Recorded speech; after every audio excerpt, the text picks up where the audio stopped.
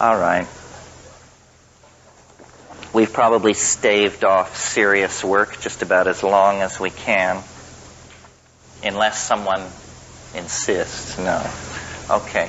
Well, today's thing is sort of a return to a more orthodox educational kind of mode, hopefully not to such a degree that it's boring. But the agenda is to talk about hermeticism and alchemy, and the way in which this tradition, which is counterintuitive and heterodox, if not heretical from the point of view of Christianity, and what it can mean for the present, what it means for the psychedelic experience, what it means for the notion of the end of history, and how the loss of this point of view has probably done us a certain amount of damage.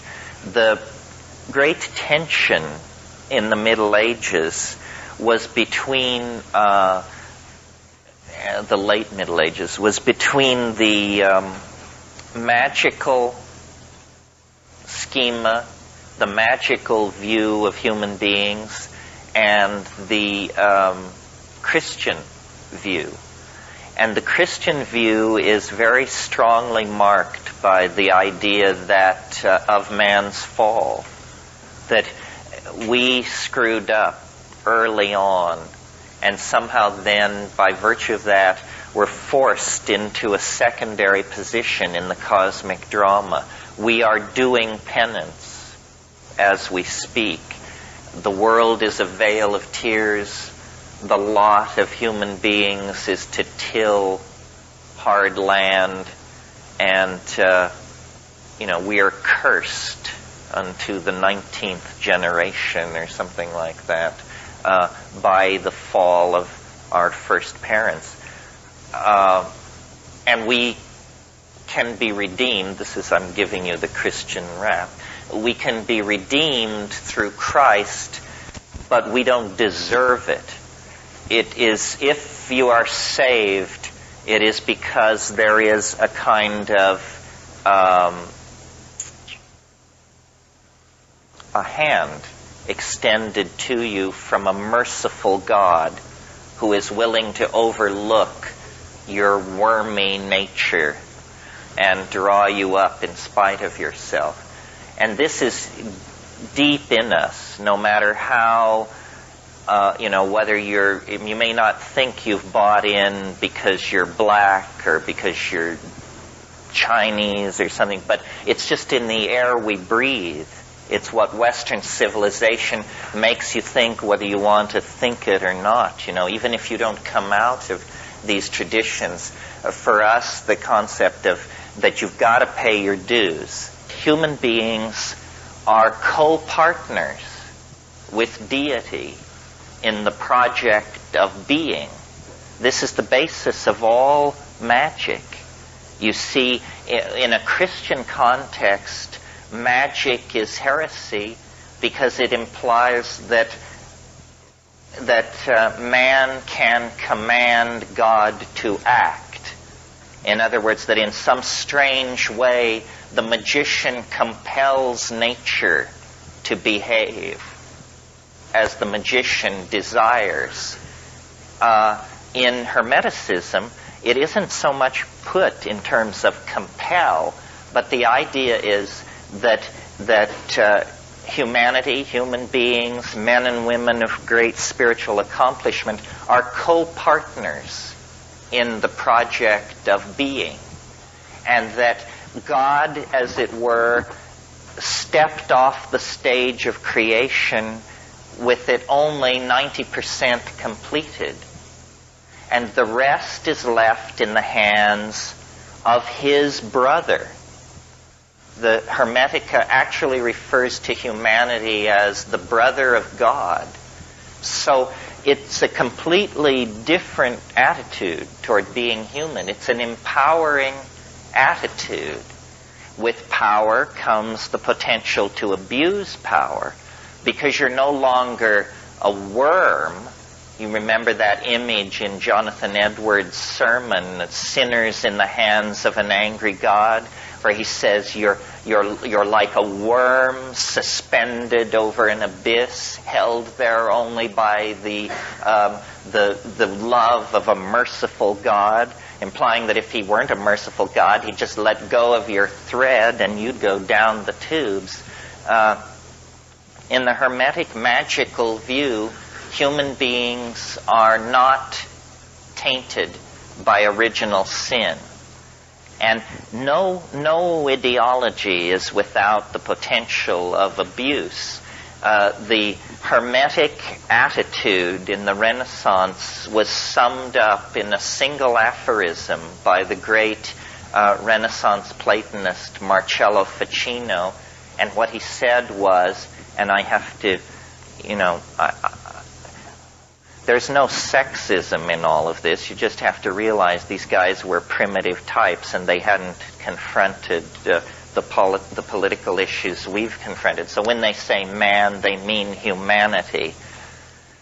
The Renaissance magical attitude is summed up in Ficino's aphorism, man is the measure of all things. And this is a double-edged sword. Because in a single affirmation, you cast off the guilt trip. You cast off the view of ourselves as a flawed creature. But when you say man is the measure of all things, you could be the chairman of the board of Louisiana Pacific or Dow Chemical. This is approximately their attitude. In other words, it ain't rainforests, it's not the life of the earth, it's none of that malarkey. We are to be the measure of all things. So it has to be tempered. We'll probably end up talking a bit here about about the pathological expression of the Hermetic position, which is called Faustianism. And Faustianism is where you have unbridled ego, unbridled faith in the intellect, so that you proceed forward without self-doubt. If you haven't read Faust recently, it's a surprising read. First of all, it's very funny. It's hilarious. It's funnier than any of Shakespeare's plays, I think. And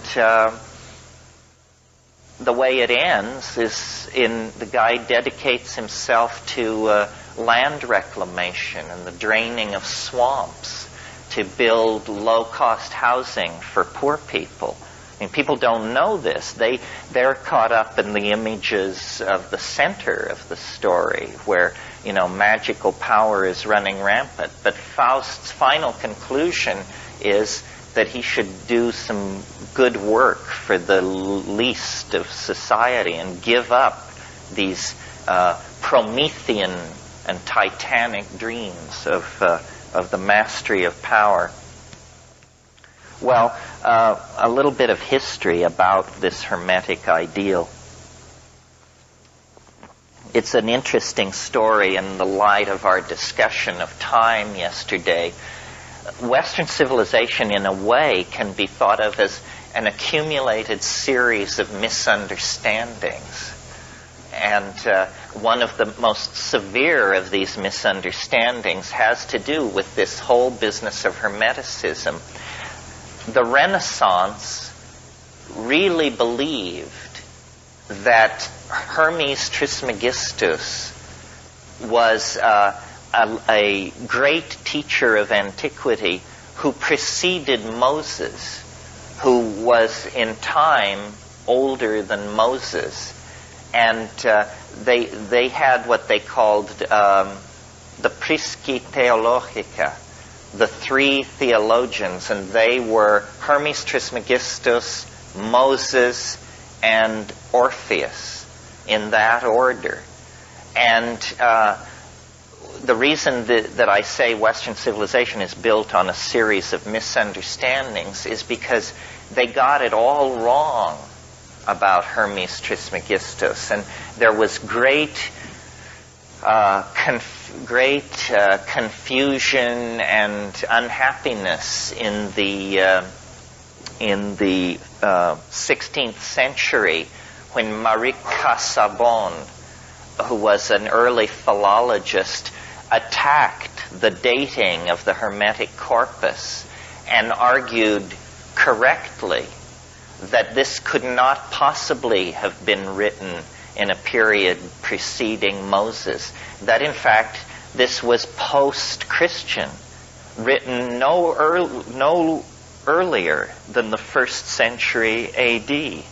This is the equivalent of us finding out that, George Washington was alive in Greenwich Village in the 1930s or something.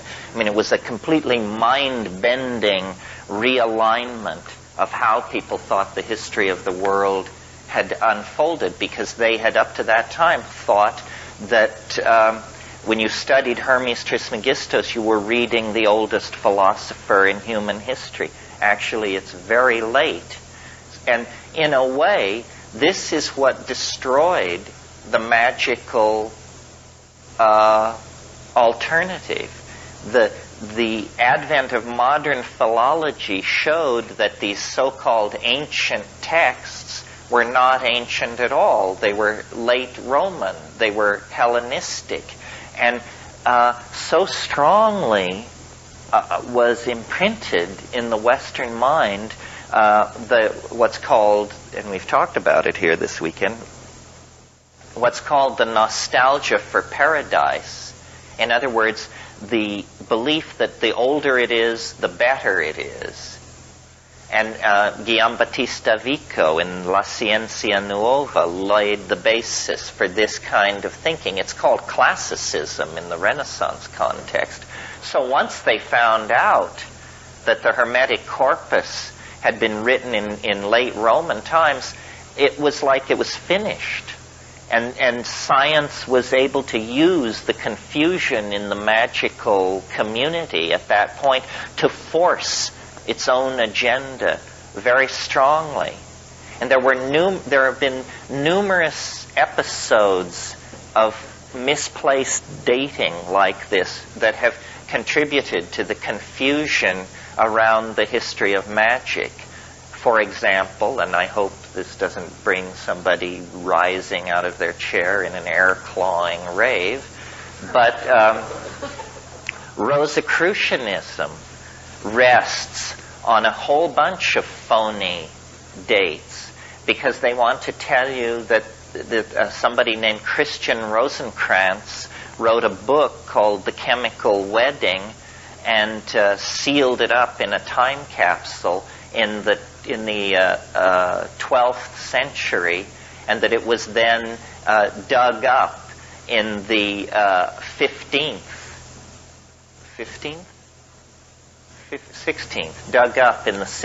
century. But actually all these Rosicrucian documents were ponied up by people in the 16th century who had a very complicated political agenda, which we will probably discuss as part of this weekend.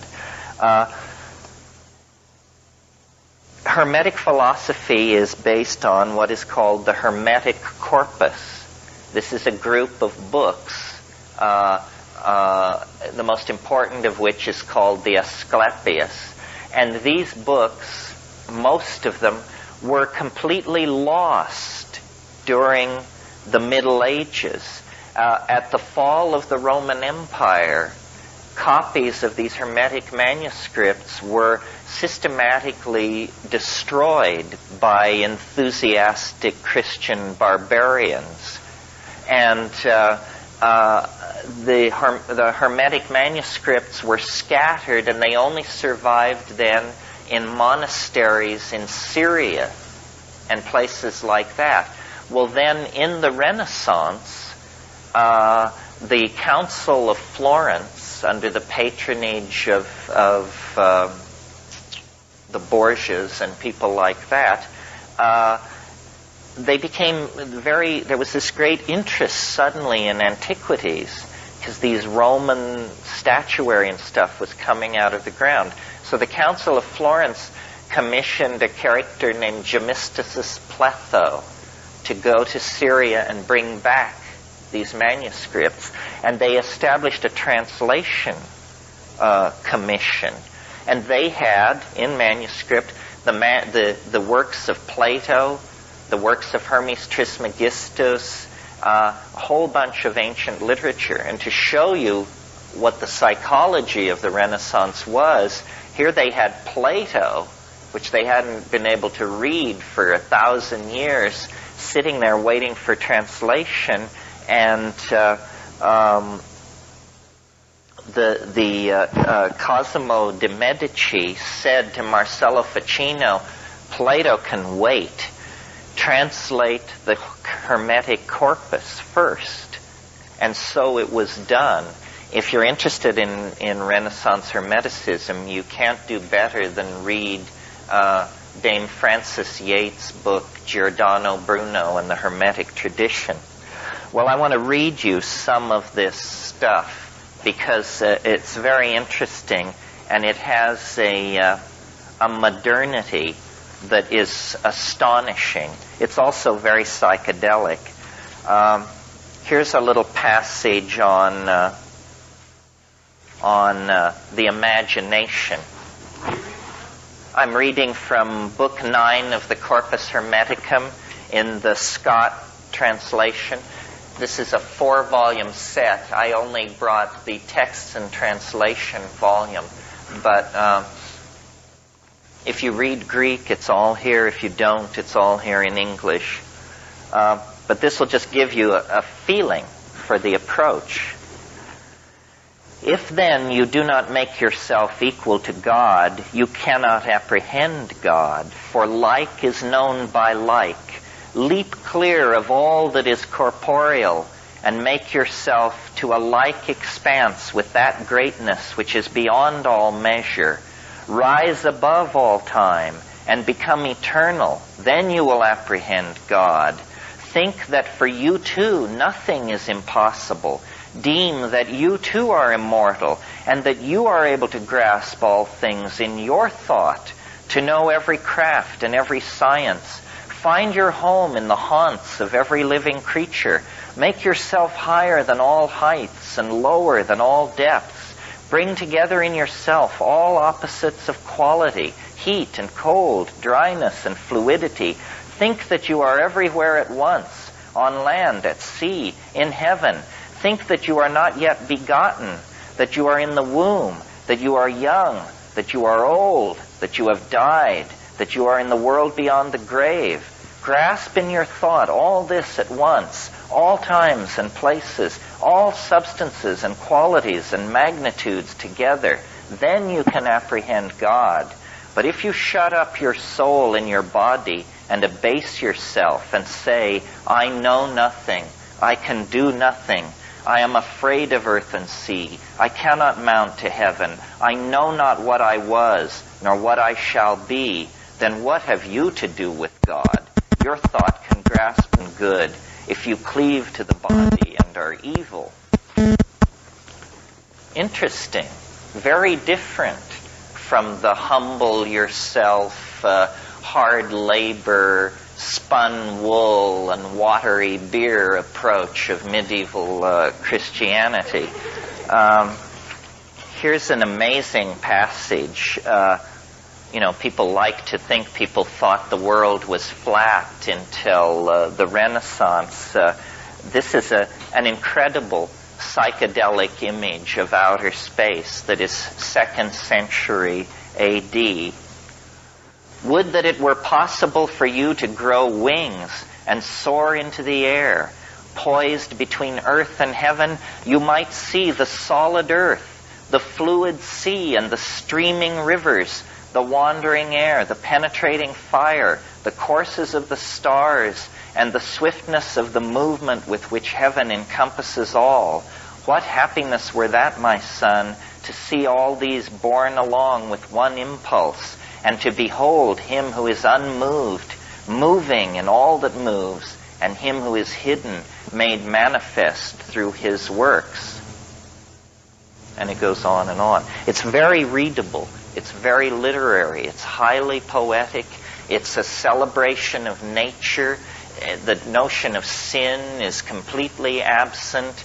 And it rings with a kind of confidence, a kind of joy that was completely running counter to the brimstone and damnation point of view of Christianity. Here's to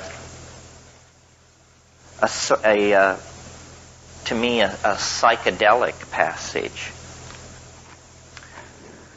But he who presents all things to us through our senses, and thereby manifests himself through all things and in all things, and especially to those to whom he wills to manifest himself. Begin then, my son Tat, with a prayer to the Lord and Father, who alone is good. Pray that you may find favor with him, and that one ray of him, if only one, may flash into your mind, so that you may have power to grasp in thought that mighty being. For thought alone can see that which is hidden, inasmuch as thought itself is hidden from sight. And if even the thought which is within you is hidden from your sight, how can he, being in himself, be manifest to you through your bodily eyes? But if you have power to see with the eyes of the mind, then, my son, he will manifest himself to you. For the Lord manifests himself ungrudgingly through all the universe, and you can behold God's image with your eyes and lay hold on it with your hands. If you wish to see him, think on the sun, think on the course of the moon, think on the order of the stars. Who is it that maintains that order? The sun is the greatest of the gods in heaven. To him, as to their king and overlord, and all the kings of heaven yield place. And yet this mighty God, greater than earth and sea, submits to having smaller stars circling above him. Who is it then, my son, that he always obeys with reverence and awe? Each of these stars, too, is confined by measured limits and has an appointed space to range in. Why do not all the stars in heaven run like and equal courses? Who is it that is assigned to each its place, and marked out for each the extent of its course, and so forth? So it's a nature-oriented, celebratory. It glories in the exercise of the mind. It is not doctrinal. It is not pietistic. It is magical, psychedelic, expansive. And I'm not implying that they used psychedelic substances. The evidence for that is incredibly murky and hard to get at, and probably they didn't. I mean, one of the real tragedies of Western history is that Western Europe is so poor in psychoactive plants. I mean, had Western Europe stayed in touch with the mystery religions of ancient Greece, Christianity would never have been able to force its agenda to the degree that it did. I think you can make an argument that there were psychedelic mysteries in Europe, probably up until the time of the fall of Eleusis. Hermeticism is only one heterodox strain among many that were in existence in Europe in the late Roman period, and that then partially survived into the Dark Ages. I mean, you have Neoplatonism, which is a group of philosophers in the 3rd and 4th century, who Plotinus, Porphyry, Proclus, and that crowd, and they took Plato, the late Plato, and contorted that into a mystical doctrine of emanation. They were what are called emanationists. What this means is you start with, it's either called the One or the Unnameable or Brahman, Atman, or something like that, and then you have a series of declensions into more and more material and more multiplistic expressions of being. These Neoplatonists were emanationists, and their theories about how the universe is constructed have become sort of the unconscious basis of all later magical speculation. They are the people who brought the angels into the picture so intensely, because they were trying to create a descending hierarchy of being from the most high down to the most low. And angels, once set in place, became a real problem for Christianity, because they are not very easy to distinguish from the old stellar demons of paganism. Paganism was largely the belief that the power of the stars could be drawn down to earth through sympathetic magic, really, by setting up resonances in a ritual situation. You could draw the power of the stars down into your projects and your intentions. And the late Middle Ages was a period of intensely working out all the associations between minerals, colors, perfumes, plants, musical notes and styles, so that you could then bring together all these things for purposes of magical evocation. And if any of you are interested in this, the book to read, which will point you toward many other interesting books, is a wonderful book called Spiritual and Demonic Magic from Ficino to Campanella. Some of you may remember Campanella. Hell of a fighter. Anyway. Hello?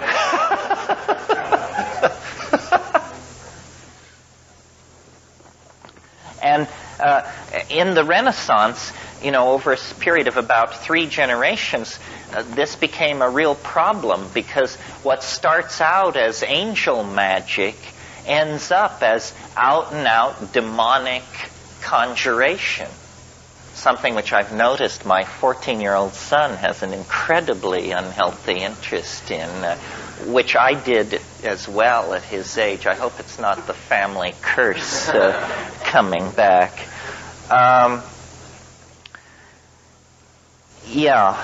So I mentioned the dating error. It was Lactantius, who was one of the fathers of the early church, one of the patristic writers. That's that generation of theologians that followed Christ, who canonized the Christian religion. And he placed Hermes Trismegistus as older than Moses, older than Pythagoras, older than Plato. And then it wasn't until Marie Casaubon corrected that problem. See, we forget how the really transformative breakthrough that was represented for Western Europe by the recovery of all of this ancient literature. It had been completely lost. And also a misimpression that probably needs correcting is, I think most people who are not schooled in Western history think that the further back in time, the more quote-unquote superstitious people were. This isn't actually the case. It isn't a case of the further back in time you go, the more belief in demons, magical conjuration, and stuff like that you get. The 10th, 11th, and 12th centuries in Europe were periods of remarkable piety and intellectual cohesion. Of course, it was also some kind of a fascist nightmare. That's how they achieved it. They had stamped out paganism. They had pushed heresy and heterodox thinking to the very distant frontiers of the empire, of the Holy Roman Empire. And people were not superstitious, and people were not obsessed with horoscopes and conjuration and this sort of thing. Where that all began was, where it reached its culmination is in the 16th century. The 16th century, the 1500s, it was the most magical, obsessed century in the last 10.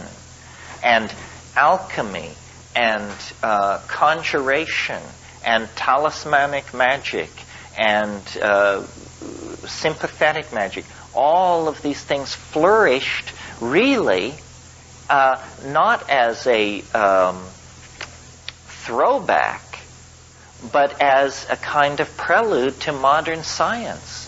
Modern science is an incredibly demonic enterprise. And we will see, as we discuss this stuff, that in a curious and rarely discussed way, the program, the agenda of magical dissidents in Europe have been entirely achieved by the forces of what we call modernity. It's simply that it has been done in an entirely secular metaphor. I mean, if you take even the trivial belief about alchemists, that they were concerned with changing lead into gold. And of course, that isn't what it was about, but there were plenty of con artists running around on the periphery of these deeper scenes who were claiming they could change lead into gold. Well, in the 20th century, we routinely change lead to gold. You do it with neutron bombardment in particle accelerators. And of course, it costs far more to do it than the worth of the gold that you get out. But that really wasn't the point, was it? It was to prove that it could be done.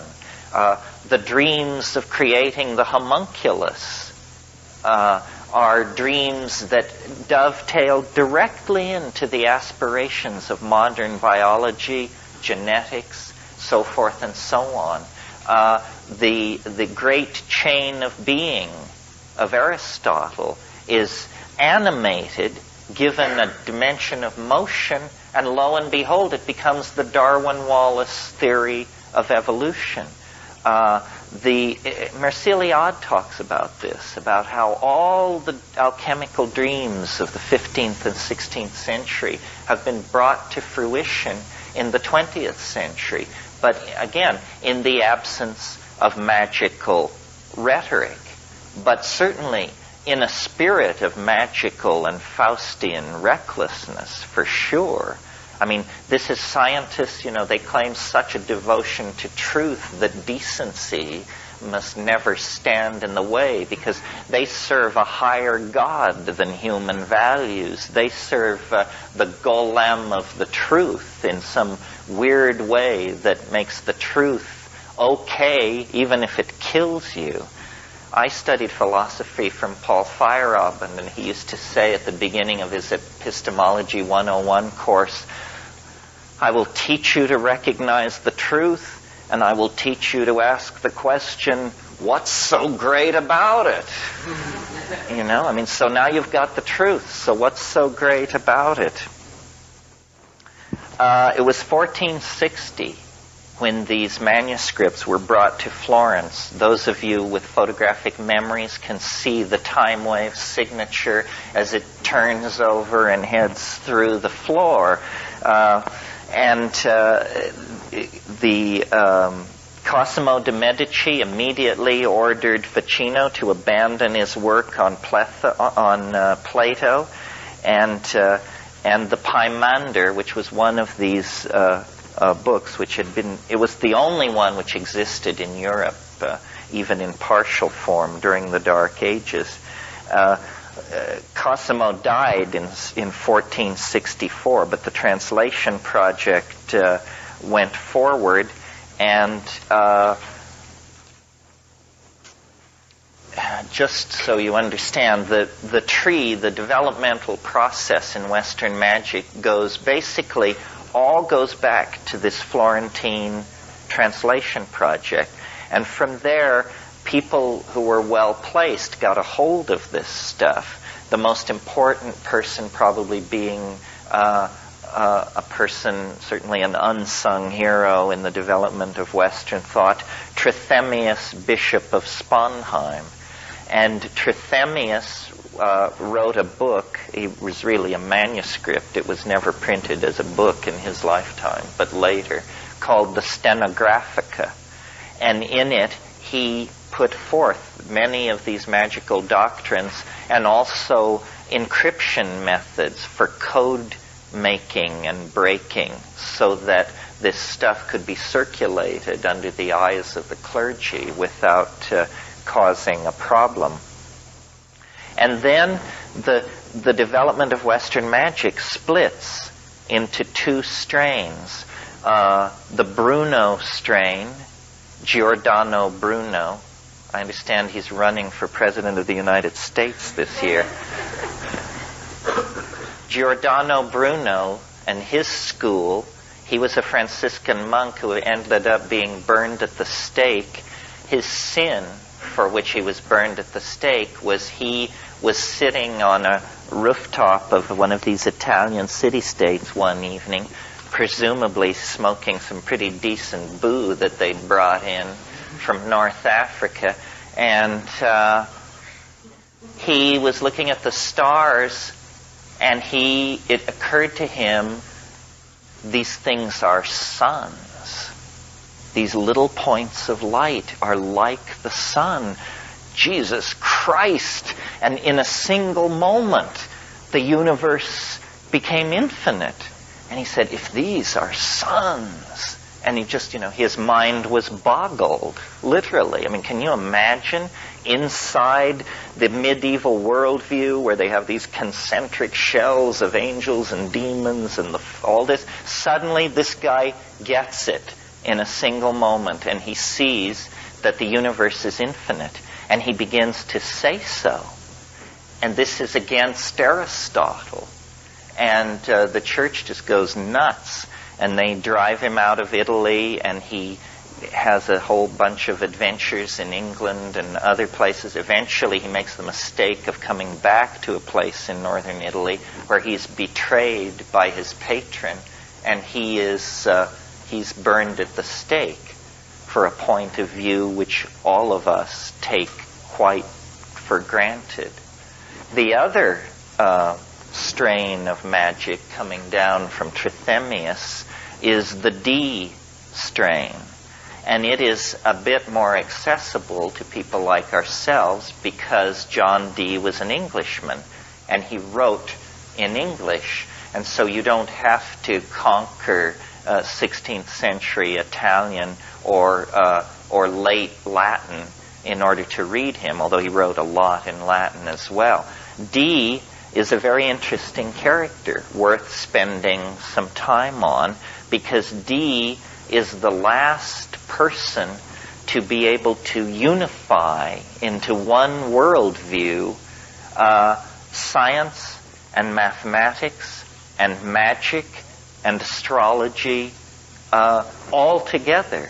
So he is the greatest magician of his age and the greatest scientist of his age. He designed the navigation instruments that Sir Francis Drake used to go around the Cape Horn and sail up the coast of California. He was an intelligence operative serving Queen Elizabeth on the European continent. He could cast the best horoscope in Europe, and that was his entree into these various royal families of these various capital cities of Europe. And then he was, making maps of battlements and of the deployment of wharf facilities and shipbuilding capacity and stuff like that, and sending it all back to Elizabeth in these codes that he had learned from Trithemius. not personally, but from the Stenographica. And D, a very strange incident happened, which was on a cold day in April at his house in Mortlake, which is on the outskirts of London. Now it's completely surrounded by modern London. I should say, he had the largest library in England. He had 6,000 books. Sir Philip Sidney and the Queen would occasionally call upon him to shoot the bull. And he was a very learned man. So one day in April of 1582, he's working at his desk at his room in Mortlake, and he goes outside. There's some disturbance in the garden, and he goes outside.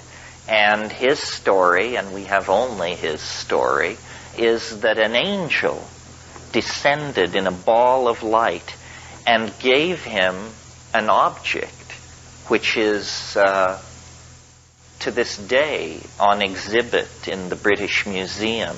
If you ever have a chance, it's worth hunting it down. It's in the Renaissance Hall, and it's a piece of black polished obsidian, roughly about this big and about that thick and very highly polished. He called it the Shew Stone, S-H-E-W. And what the deal was you could look into the Shew Stone if you had the right talent, and it was a magical theater. There were gods and demons and female spirits and all kinds of things swirling around this thing. Well, for the next many years, the Shew Stone was the major guiding force on Dee's life. And a guy came to him named Edward Kelly. And Edward Kelly, legend has it that he had no ears, which in England at that time meant that you had committed some infraction in the province and they had removed your ears. It was the mark of a con artist. So you couldn't fool anybody else. They took your ears off. So then if you met somebody with no ears and a big scheme, you knew to keep your wallet in your pocket. So this guy Kelly had an immense facility with this Shew Stone. I mean, he could just sit down with it, and it is one of the most puzzling and undiscussed episodes in the evolution of Western thought. The straight people just say, whoa, this is a bunch of crap, this guy Kelly. First of all, Dee was married to a much younger woman named Anne Dee, and at one point in the 10 years or so that Dee and Kelly were together, the angels of the Shew Stone gave very explicit instructions so this guy was a Sharpie for sure. However, it's very puzzling, because if he was a con artist, he must have been a con artist of immense cleverness, because often the way the D angels would work is they would deliver very, very long messages in Latin backwards. And Kelly would just dictate this stuff at a very rapid speed, and Dee would write it down, and then they would put away the Shew Stone, and then they would very laboriously rewrite this stuff from back to front. And then there would be these long, coherent harangues about what they should be doing, about which courtly figures they should support with money, and who should be introduced to who. It was very political, Well, what kind of a polymathic talent was Edward Kelly, that he could invert whole pages of Latin and reel it off and then have it be reconstructed and make sense? Also, we know about this because Dee kept a diary over the years that this was all going on. It's one of the most astonishing books in all of English literature. And until the last 10 years, the 1658 edition was the only edition ever published. It's called A True and Faithful Relation, or in full, A True and Faithful Relation of what passed for many years between Dr. Dee and some spirits, with annotation by Maurice Casaubon, the guy who did the correct dating on the Hermetica. And it's very interesting reading. It's, as I say, one of the most puzzling incidents in the whole history of science. What Dee was doing was eventually he came to rest at the court of Rudolph II, Rudolph I of Bohemia, who ruled from Prague. Now, you have to understand, is that a hand up?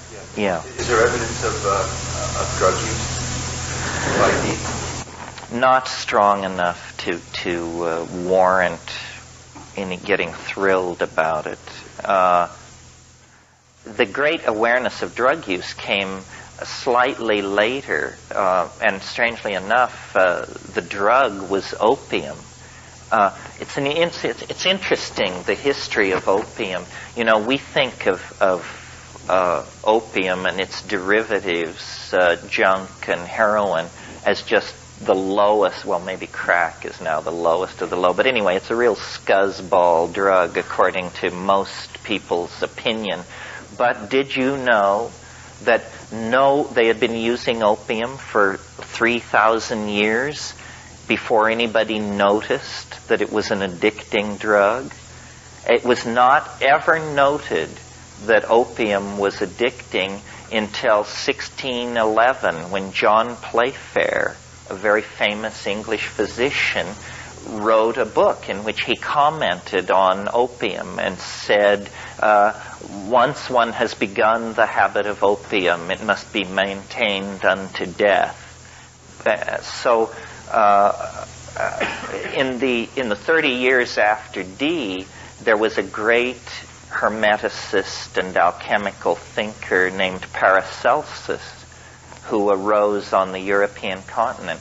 Paracelsus is an interesting guy. He's essentially the inventor of drugs, because he was the first person to extract herbs and to get this notion of the essence, that if you have a medicinal plant, then there's something in there which you want to get out and concentrate. He called his school of alchemy iatrochemistry, the doctor's chemistry, and he invented pills of the ordinary sort, and he said, I have made a great discovery.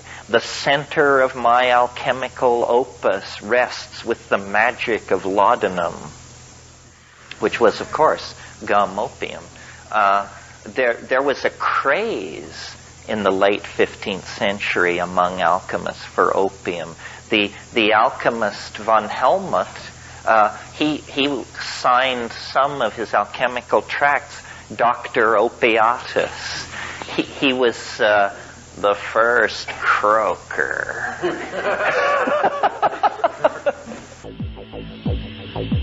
You're listening to the Psychedelic Salon, where people are changing their lives one thought at a time.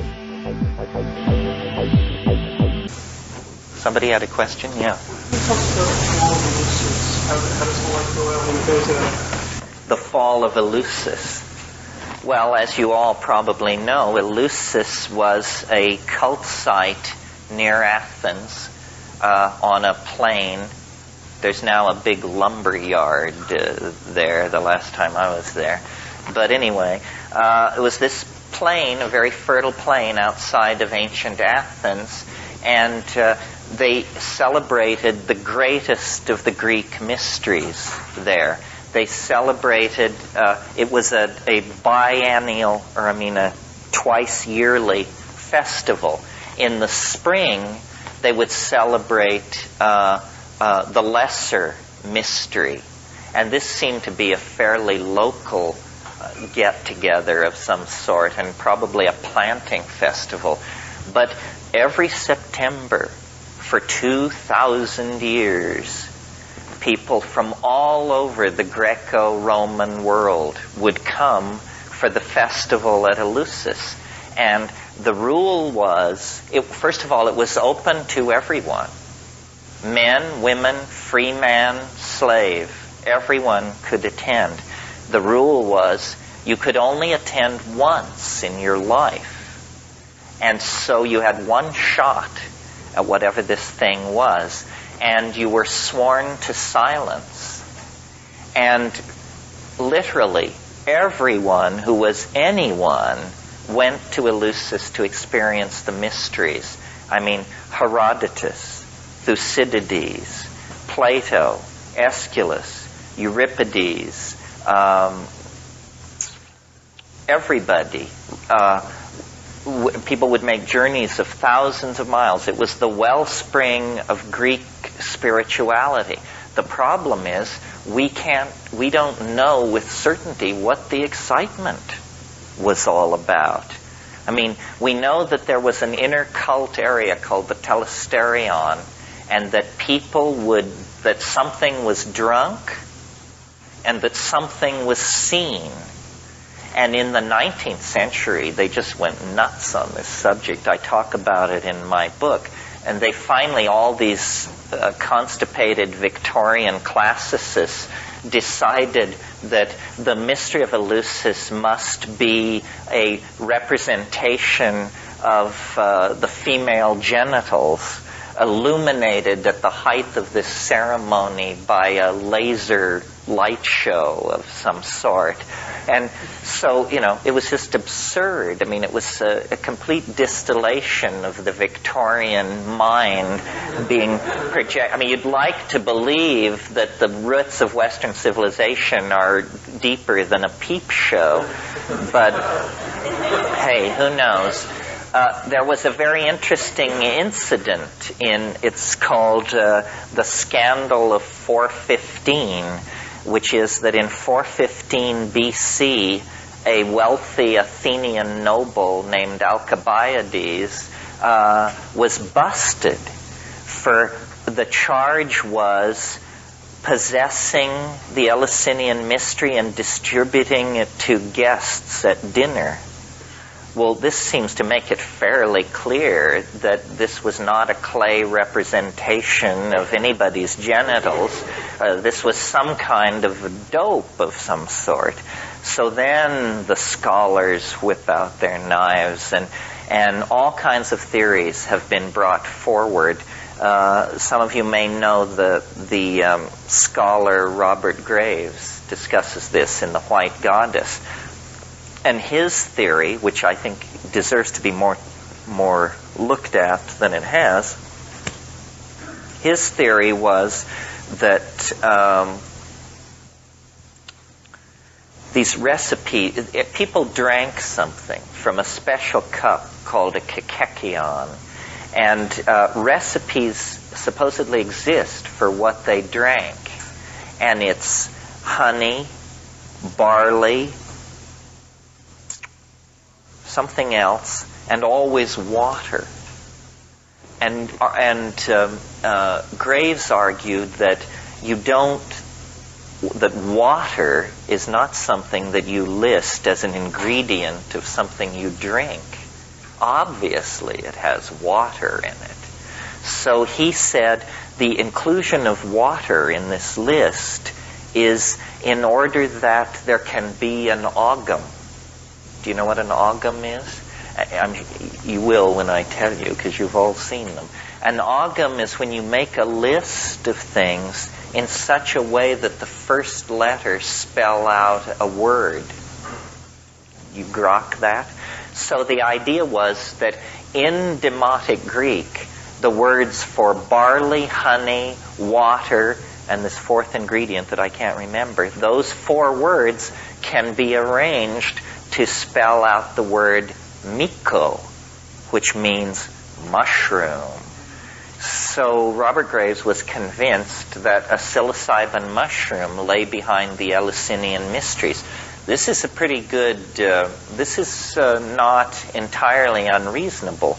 Now, a few years ago, there was a book written by the great mushroom enthusiast and discoverer Gordon Wasson and the chemist who discovered LSD, Albert Hofmann, and the classicist Ruck. The three of them, and Jonathan Ott, I think, was also in there, wrote a book called Persephone's Quest. Not Persephone's Quest, that's a different book. The Road to Eleusis. Good, watch me. The Road to Eleusis. And they put forth there a new theory, which was that on the plain of Eleusis they grew barley. And these people thought that there may have been a special strain of claviceps. Do you all know what claviceps is? Do you all know what ergot is? Ergot is a smut. A smut is a disgusting disease, a fungal disease of grain. Have you ever been in a cornfield and seen an ear of corn that looks like it's covered with some black, slimy, horrible stuff that's flowing out of it and all over it? It's absolutely disgusting. Although God, in California, I don't know if this is hit here yet, but in California for the past year, the hippest thing that you can be served at pretentious art openings and stuff like that is corn smut, which they spread on crackers. And it's just horrible. And it's really expensive. I mean, it's more expensive than caviar, and it's just become a craze. And I wouldn't get near it. I mean, it's not only disgusting to look at, but the chemistry of it is so weird. God alone knows. I mean, hives would be the least of your problems. Anyway, so corn smut, and there are rye smuts, and there are wheat smuts. But interestingly, the rye smut, which is ergot, is an organism called Claviceps paspali, produces LSD-like alkaloids. And the problem is that LSD, ergot-related alkaloids, are also tend to cause convulsions, or they can cause convulsions. If any of you suffer from migraine headaches, now there are a lot of different drugs for migraine. But up until just 4 or 5 years ago, the drug of choice for migraine was called ET, ergonomine tartrate.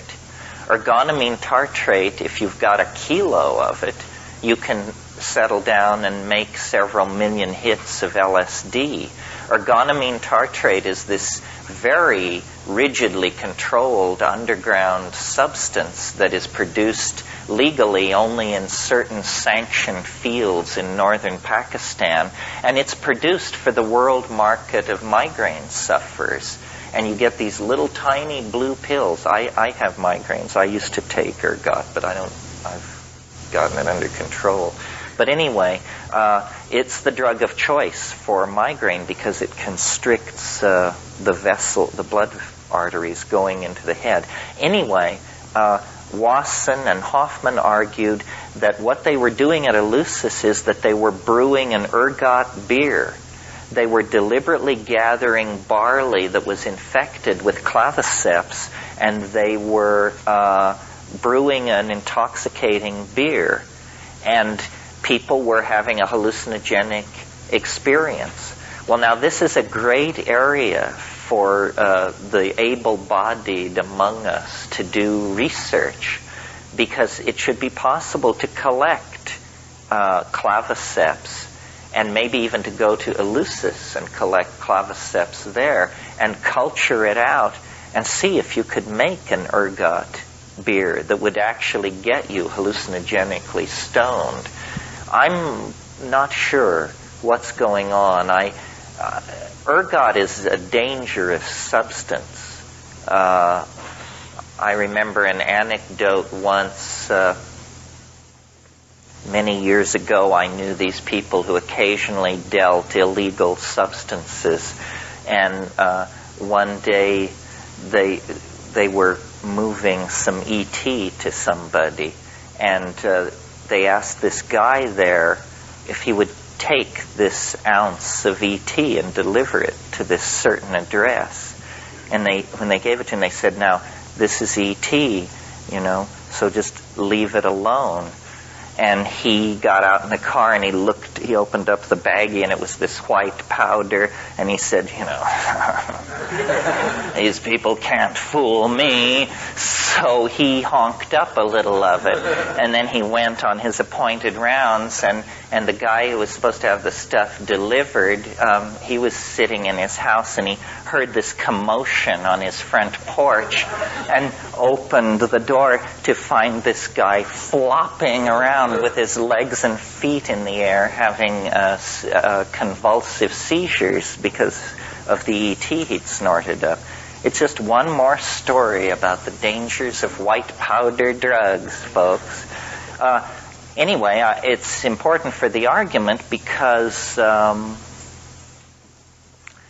don't see how they could have been serving several thousand people ergotized beer every September for 2,000 years and not had the Eleusinian mysteries get a certain reputation for risk, that people would have convulsions and conceivably even die of heart attacks. I mean, how could they get that many people loaded year in and year out and not get a bad rap on it? And then I talked to Albert Hoffman about this, and he didn't seem to feel that it was such a problem. He said that what you could do is float hot oil on the surface of this beer, and you could draw off the convulsive alkaloids would have an affinity for the hot oil, and then you could just skim this oil off and discard it, and you would leave the hallucinogenic material in the beer. Well, I haven't tried this. Like I say, it's for the able-bodied. But in any case, this was the last outpost in the West of psychedelic mystery. And eventually, those enthusiastic Christian barbarians appeared on the scene. In this case, it was Alaric the Visigoth, a great guy to take to an art museum. And, they smashed it all to pieces. Alaric the Visigoth was kick-ass. People don't realize that these barbarian invasions of the late Roman Empire, the Vandals took over a huge swath of North Africa. They didn't just stop at the bottom of the boot of Italy or on the Peloponnesian Peninsula. These guys just kept rolling. And huge parts of Africa were under the control of Visigoths and Vandals. North Africa, Carthaginian coast of the Mediterranean. And that was the end of the Eleusinian mysteries. But it shows how late this mystical psychedelic impulse persisted in Western civilization. See, the thing that gave the Greeks their genius was that it was a mingling of a northern mentality coming out of Thracia and places like that, meeting a very old, mystical, feminist culture that had its roots 10,000 years deep in Saharan Africa via Egypt and Çatalhöyük in Turkey. Because it was said, even in classical times, what is celebrated in secret at Eleusis is celebrated publicly at Knossos in Mycenae. You see, in Minoan Crete, you see, Minoan civilization was an archaic civilization. It preserved the goddess worship, the opium use, all of these archaic styles were preserved in Minoan Crete for millennia after the rule on the coast of Asia Minor was kingship, bronze-tipped spears, city building, and that whole sweat socks mentality that built up there. What finished those folks off was around 950 A.D. Mycenaean pirates eventually laid siege to these Minoan cities, and after centuries of slowly drifting deeper and deeper into opiated decadence, Minoan Crete fell. But all of the mysteries and the mysticism and the orgiastic rites and all of these archaic forms were then imported into Greece as mystery religions, as cult practices. One of the puzzles of Minoan religion is that they worshipped these things, or they had a religious relationship to these things called aniconic pillars, they're called. What they are mushrooms, as far as I can tell. They built shrines, they worshipped columns, but these columns were slightly flared on the top. If any of you are interested in that, well, something that should be said. See, we have a distorted view of how culture developed and what classicism really meant, because for the past, throughout the 18th and 19th century, European scholarship spent a huge amount of time distorting and erasing the debt of Greek civilization to Africa. They basically screwed with the record because they just couldn't bring themselves to believe that all this wonderful architecture and proportion and mathematics, that it was little brown people who were responsible for this. And if you're interested in this book, there's a book by Burnell called Black Athena that is a really radical book. Have any of you read it? It was very controversial a couple of years ago. Great book. Yeah. Black Athena by Burnell. And it shows how Western culture misrepresented the debt of classicism to Africa. I mean, they could tolerate the idea of Egypt as long as you always made sure, that these people were white as the driven snow. Well, it's a bunch of malarkey. I mean, it was a thoroughgoing black culture, and everything was derivative of it right up until, I don't know, the Byzantine Empire or something. I mean, Plato freely acknowledged his debt to this stuff. It was just that it was unswallowable to late European culture. Yeah. Oh, yeah, they did a cover thing on it. I didn't read it. Time, a few months ago. Yeah, what was it called? Our African Roots or something. Yeah. And it's no shuck and jive. I mean, we think 19th century scholarship was so careful and so wonderful, and what it really was an old boys club. I mean, they were fast and loose with this stuff. I think when it's all sorted out, it all happened in Africa.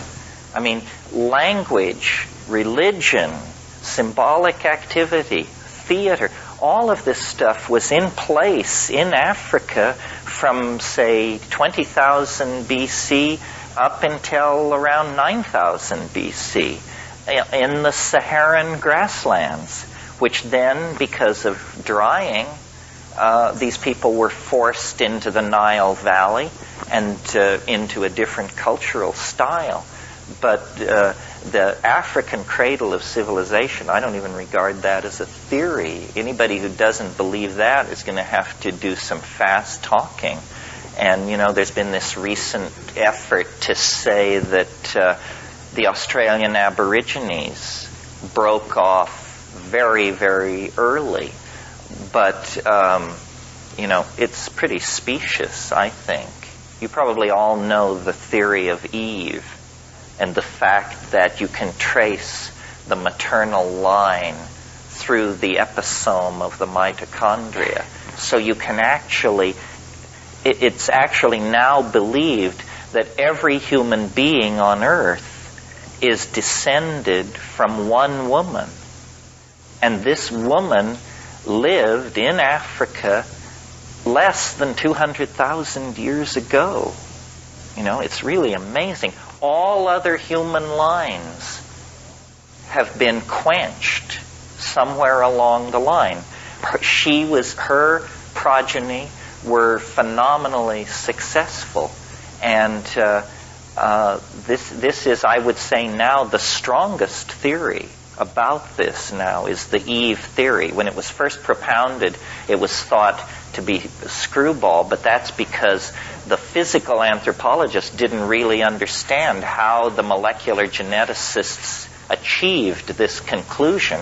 Once it was explained to everybody, it's pretty clear, that we are all descended from one single female human being. Not that there weren't other human beings that she was embedded in as a society, but none of those lines of descent reach to the present. Yeah. When you said Minoan civilization is decadent, what does that mean? Well, it was decadent in the sense that it went into a kind of a deep freeze. The level of change in the last 1,000 years of Minoan civilization, the dating of ceramic and stuff like that is almost impossible because they were completely static. They were unchanging for a very, very long time in that late phase. And that's when these opium tallies were rising like crazy. Yeah. Besides the wall, how did you identify how it dated? The Hermetica. They were beginning to invent, in fact, the Casaubons are considered to be the inventors of modern philology. Oh, is it? Interesting. I wonder if it was a soap job. Modern philology. And the way you do it is by interlocking textual reference and studying locution styles. And it was a tremendous shock to the Renaissance when they realized that what they thought was 5,000 years old was less than 1,000, or was about 1,000 years old. And that's what really discredited that whole worldview, which is in a way silly. Because who cares how old it is? The question is, how much sense does it make? But the Renaissance was so strongly imbued with this belief that the ancient things were the better, that if something was shown to be not as old as previously thought, then it usually went on the discard pile. I think we lost... Who were they? Yeah, the ones that were promoting. It was Cosimo de' Medici and that family and the Borgias. But this family, there were, I think, 11 popes who bore the name Borgia in a 100-year period. So these people were very, very well connected. They were very wealthy. They had disposable income, which was something new in the world.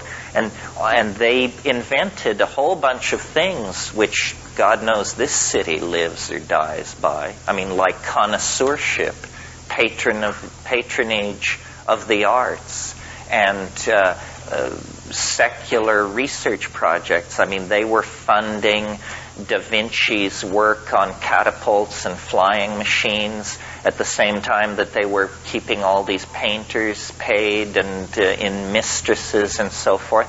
They were organizing archaeological digs. People couldn't believe this stuff. I mean, we have assimilated all this, but they had forgotten the classical world. And they lived in places like Rome and Naples and Venice, but they had never dug. And they'd just been quarrying the Colosseum and stuff like that. Well, then when they began bringing this stuff out of the ground, and then the Platonic corpus and all this, they just went ape for classicism. So ape that now we're this year celebrating the 500th anniversary of Columbus's voyage, which in a sense can be seen as the cherry on the top of the Renaissance mental explosion. We are still living in a classical world. We still react against classicism. The buildings we live in, the clothing we wear, our notion of how gentlemen behave, our attitudes toward women largely, our attitudes towards private wealth, all of this is classicism. And it had been dead 1,200 years before these Italians latched onto it and dusted it off and set it up. And, the modernism, in its broadest context, whatever that means, is the first movement to come along to be able to in any way challenge classicism. The subsets of the art movements and literary movements that preceded modernism were simply aspects of classicism. Romanticism, mannerism, the Baroque, all of these are like facets of the classical object. It's only in modernism. And what modernism represents, in my humble opinion, is a kind of return to the archaic. Modernism deconstructs the clarity of the Western eye. If you have to date where modernism begins, it begins with Impressionism, which takes the clarity of the Western eye and begins to dissolve it, and the linear, the columns and lines, that's how narrative was until James Joyce and Henry James and people like that showed that narrative could be broken up. Modernism is a form of primitivism, strangely enough. The people who created modernism, people like Marcel Duchamp and Picasso and the Surrealists, they were tremendously influenced, in the case of Picasso, by African art, masks and sculpture, stuff that had never been seen in Paris in 1905 through 15, and everybody was tremendously excited by it. So modernism is part of this much larger phenomenon which I call the archaic revival. The discovery of the unconscious through Freud and Jung, the deconstruction of the image, first the image seen through Impressionism, and then the image imagined is deconstructed through Surrealism and Dada, and then finally, the concentration on the materials of art, which you get in abstract expressionism, where it is about paint. It's no longer about paint in the service of the visual pictorialism.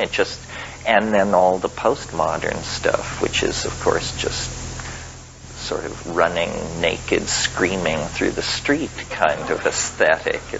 Yeah. Back to is no one ever known to still meet about a great thousands to see about what was happening in the Well, only this one instance I mentioned, the scandal of 415 and this guy Alcibiades, and he was fined. He was fined and given a warning. Question, yeah.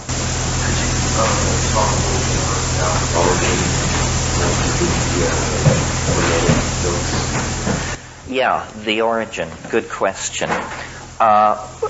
See, what happened? I mean, it's very interesting. Some of you who are interested in Heidegger may know a wonderful essay by Hans Jonas called The Gnostic Temperament. And what he's saying in there is that the attitude, the psychology of the late Roman Empire let's say Rome from AD 150 to 400 or so, was strikingly what we would call modern. That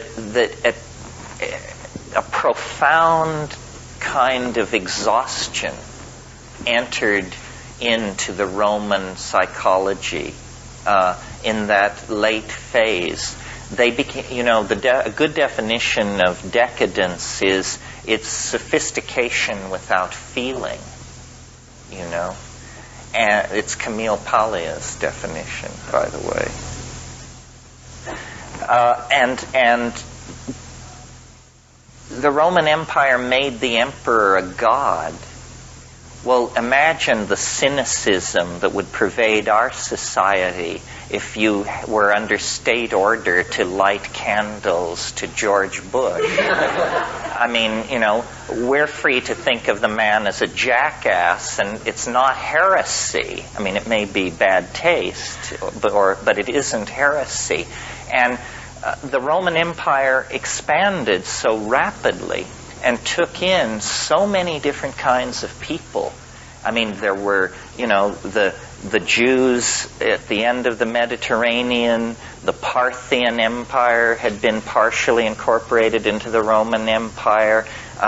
Egyptian mystery religions and African folk religion, barbarian Celtic ideals were being imported in, and it became and the state religion, the religion of the emperor as god, was fairly tolerant. You had to burn a candle to Caesar, but you could also burn a candle to Astarte and Thoth and Hermes and all these other people. What got the Christians in trouble was they wouldn't give Caesar his due, even though it says to do this. They kept claiming that they had some kind of political agenda. They kept expecting the return of a political figure. The Romans hated that because they saw it as a political force. Well, in that situation then, you have to talk about early Christianity to get this stuff in context. People don't understand how shaped our knowledge of the origins of Christianity are, with good reason, because a religion wants you to believe that it's all very cut and dried. There are real mysteries surrounding the birth of Christianity. Let me just run through it a little bit. We all know, or most of us know, if you're not completely secular, the Christmas story. And it begins, and Caesar Augustus decreed that a census should be taken of all the world, and each was going to his village to register. Do you all know this story? And so this explains why a pregnant Galilean woman, 9 months pregnant, is 110 miles away from her home village in Jerusalem. We're told that they are obeying the dictates of Caesar Augustus to participate in this census of the empire. And we're told that Pontius Pilate was procurator of Judea at this time. There was no census ordered by Caesar Augustus. No record exists of this anywhere. And if this had happened, it would have been an enormous bureaucratic task involving hundreds of clerks and the coordination of data from all parts of the empire. It would have been a shtick of some sort. And there's nothing, only this reference in the whole story of Christ. Well, weird. Okay, so then you move on. The assumption is that Christ was born in 6 BC under the conjunctio maximus of Jupiter and Saturn. That places, if you believe the Gospels, that he was killed at age 33. That means the crucifixion must have been in 27. Well, there is no reference to Christ outside the Gospels until AD 71. What was happening between 27 and 71? It's damn near 50 years. And the whole thing falls silent. And then what we get in 71 in, I think the Roman, I guess it's in Suetonius. Suetonius, who was a Roman historian and contemporary, he says in a long rap about something else, he says, Jews have recently come to Rome and caused public disturbances at the behest of their leader, Crispus. This is as close as we get. We don't even know if Crispus is Christ. We just accept that this must be so because Suetonius is telling us that Jews of a religious type have come to Rome and caused this agitation. Some people have even wanted to that Christianity was invented in the late 60s, and that there never was a person named Christ. That zealots who were preparing the uprising of 69 against the Roman Empire created a mythical figure of a generation earlier and used this mythical figure as a symbol of their rebellion. It would be sort of as if we were to get into Joe Hill. You all know who Joe Hill is? The engine of socialism is a-slippin' back. Come on, all you workers, shovel sand on the track. Joe Hill was a martyr to social reform in this country. I believe he was shot by a firing squad in Utah in 1913. Well, we could reach back to Joe Hill and make him the founder of our movement and say what a great guy he was and collect stories about his life, and we could use it to center ourselves and build a kind of social reform movement in the name of Joe Hill. Yeah. The Sacred Mushroom and the Cross. He basically says something very much like this. I don't know about that. I just think it's very peculiar that we know so little about Christ when he had such a major role to play. I mean, take a guy like Mani. Mani, the founder of Manichaeism, who was born in, I think, around 320. God, we know everything about Mani. We have his tax returns. I kid you not. We have the guy's tax returns, and we know what he looked like. We know who his friends were. We know he had marital problems. A real person, you know. And yet his religion was stomped into oblivion. So there's something funny about all this. And of course, Christ is no ordinary person. Christ is the third person of the Trinity, God incarnate. This is a claim, this was an idea that had been around for a few hundred years. You all have heard of Dionysius, who most people tend to connect to Bacchus, the drunken late Roman god of wine. But the early Dionysius is a much, much weirder figure. The early Dionysius is an androgyne, always in the company of women, a god of ecstatic frenzy. And what the enemies of the Dionysian religion always claimed was, first of all, women were the major followers of Dionysius, and they would intoxicate themselves in some way and then holding hands dance through the countryside and rend their clothing and just carry on outrageously. And what the enemies of the Dionysian religion claimed was that they became so frenzied that these women, who were called Manaids, ate their own children. This was the lie spread about the Dionysian religion. Well, the story of the birth of Dionysius is very interesting because his father was Zeus, the hidden higher all-father, analogous to God the Father in Christianity, but his mother was Semele. And in some versions, Semele is a mortal woman, the daughter of King Cadmus of Thebes, But in other verses, she's herself some kind of a goddess. Anyway, she was one of these many affairs that Zeus had. He was always impregnating women and bearing children. And in the 8th month of her pregnancy, she was struck by lightning and killed. And she was very dear to Zeus. And when he came upon her dead, he immediately performed a cesarean operation. And he cut open his thigh. And he put the child into his own thigh and laced up the wound. And the child was born out of the wound 6 weeks later. Now, this may be grotesque and peculiar, but notice that what we have here is something close to a virgin birth. It's born of the Father, is what we have. And Dionysius was then called the twice-born God, because he was born once by caesarean section from his mother and born again 6 weeks later from the thigh of the Father.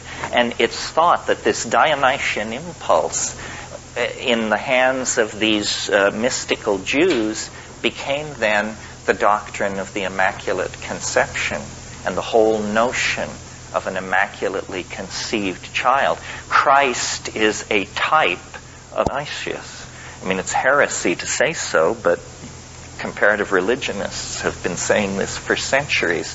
Dionysius was a religion of orgy and ecstasy, typical of this period in Greece. Another religious system that was sort of complementing the Hermetica and developing alongside it was Gnosticism. And, I said a few minutes ago that the psychology of the late Roman Empire was very modern. Gnosticism is a very, very modern impulse. It may not at first appear so, because ancient Gnosticism is freighted with angels, demons, what we would call superstition. But if you strip away all that Baroque stuff, you come to a philosophy very similar to the philosophy that many of us have accepted really without thinking. We just call it modern attitudes. But the idea in Gnosticism is that you're on your own. There ain't no free lunch. If God did make the universe, he disappeared shortly afterwards and has no interest in you, your fate, your fears, your hope. We don't belong. Gnostics were profoundly phobic of the world, and they were either very ascetic cults or they were very libertine-like cults, springing from the same idea, which was that they did not belong in this universe. They were from a different place, and their whole concern was to escape. They are the ones who decided that the earth is an iron prison. They didn't like to have children, because they felt that to have a child is to trap light in matter. In many Gnostic sects, the only forms of sexual activity that they approved of were forms that were guaranteed to not lead to conception. So oral sex, anal sex, whatever, but never sex which could lead to conception, because that would trap the light, and that was an abomination. Needless to say, these sects died out in a hurry because they were self-limiting. There were all kinds of religious impulses, yeah.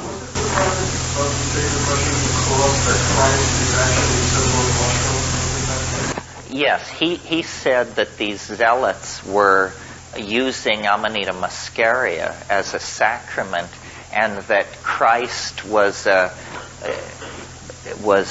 symbol of the mushroom, so that they could refer to the mushroom without directly referring to it, so that only the believers would know. John Allegro's case is interesting, but not entirely persuasive. There needs to be more work in this area. There is something going on in the ancient Middle East about mushrooms. It's hard to reconstruct, first of all, because the climate itself has changed so much that there are no mushrooms. But the evidence is pretty strong and getting stronger that there was mushroom use. I reproduced in my book a picture of a mushroom object, and I was hoping I had another one here, but I guess I left it back at the apartment. Mandaeanism, which is an old cult in that part of the world, forbids the use of mushrooms, which is puzzling since there are none, and they don't forbid much, but they go way out of their way to forbid mushrooms. Out of all this turmoil, it was very much like modern times. The whole Hellenistic world was awash in religious speculation. On every street corner, they were casting horoscopes and prescribing diets, and there were the temple prostitutes. So there was a whole hedonic element in sexuality. Orgy was a style in some religious organizations. And out of all of this religious foment, Gnosticism, Hermeticism, Chaldean oracularism, Jewish syncretism, so forth and so on, and Christianity was in there. But it was just one in the crowd, but with sharpened elbows and a sense of organization, it was able to slowly worm its way into a position of dominance. The real Christians, whatever that means, probably were stamped out under the name of pagans. You see, what happened was the message of Christianity was that the end of the world was imminent. This is the other thing that they were into that has also reemerged in modern times, is the imminence of the end of the world. And so for about 180 years after Christ, or 150 years, everybody just was like so stoned out on this rap that no serious organization got done. And they just waited for the end of the world in little communities, practicing voluntary poverty and, doing their thing. And then it began to slowly dawn on people that it had been a long time since the Messiah's promise. And it was kind of stretching out a little. And so then certain mentalities in that situation said, this, return of the Messiah is all very well, but I think we should get some real estate under our control and begin a vigorous building program and maybe found some schools and stuff like that. So these religions began to turn away from their end of the world ecstatic millenarianism and to see themselves as organizing for the long haul. And it was in this atmosphere that the Hermetic books were produced and written down. The chief magical ritual of Hermeticism is the invocation, the ability to call stellar demons down into statues. And then these statues prophesy. And this is why Christianity it takes the Jewish aversion to idol worship and just raises it to a whole new level of intensity, because they were freaked out by this animating of statues with stellar demons thing that the Hermeticists were into. Yeah. What really happened? Well, this is a good question, when you're reading a 1,500-year-old account of a magical invocation, if we are to believe them, what happened was, by singing certain songs, burning certain incense, and performing these rituals at certain times that were astrologically correct, they could cause these things called decans, which are zodiacal demons of some sort. There are 3 decans to each zodiacal sign. See, modern astrology has completely, largely forgotten this. I mean, there are people who do decanic astrology, but you have to pay through the nose because, of course, this is a lost and dying art. But they would somehow be able to draw these decans down into the statue, and then they could extract knowledge from the statue. And this would lay the basis for these sympathetic magics, which were then later developed in the Renaissance.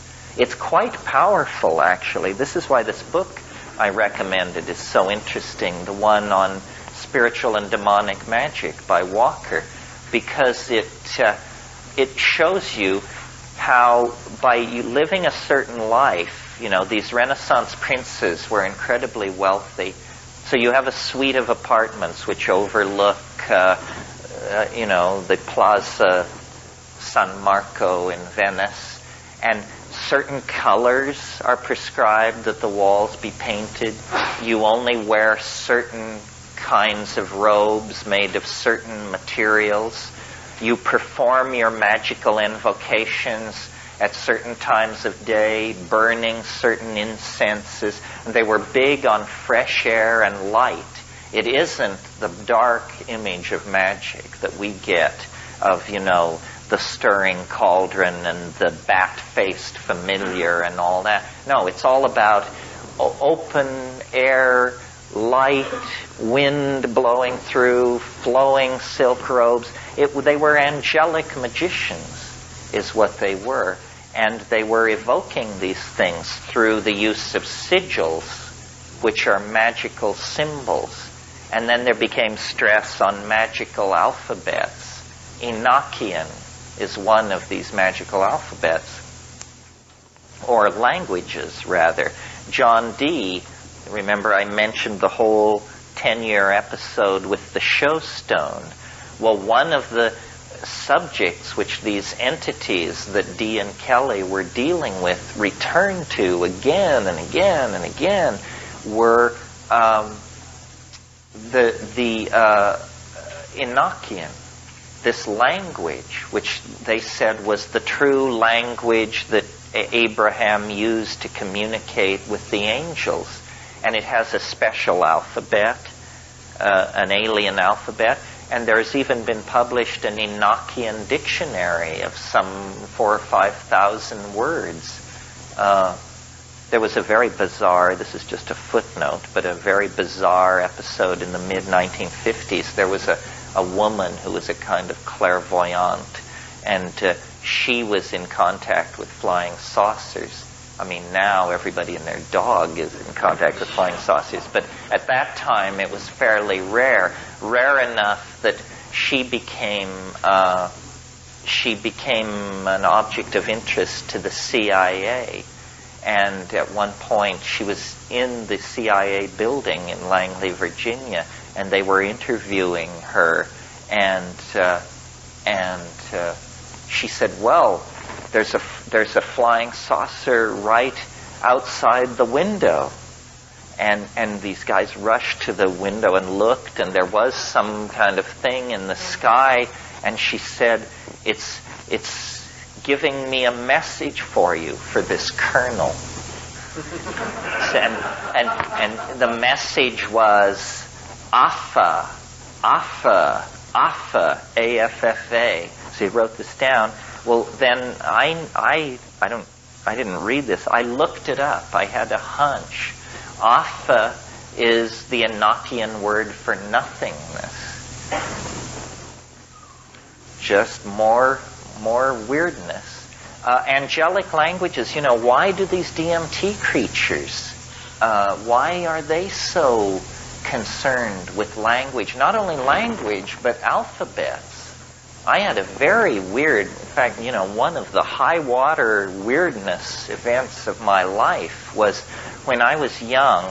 I used to, I wanted the DMT flash to last longer, so I used to smoke it at the height of LSD trips. And one Christmas vacation, this rooming house that I managed in Berkeley everybody had gone home for Christmas, I thought. And so I decided I would take some LSD and smoke DMT. And so I took the LSD and then I smoked the DMT. It was just nuts. I mean, it's nuts enough. But this was like turbocharged nuts. It went on and on and on. And finally, there was a woman who I rented a room to upstairs named Rosemary, who was supposed to be in Minnesota. And she was an actress and very projective and did everything with great flair. And she apparently came back early from Christmas vacation. So she hit the front steps running of this house and used her key to let herself into the front door and came right around to my door and started beating on my door.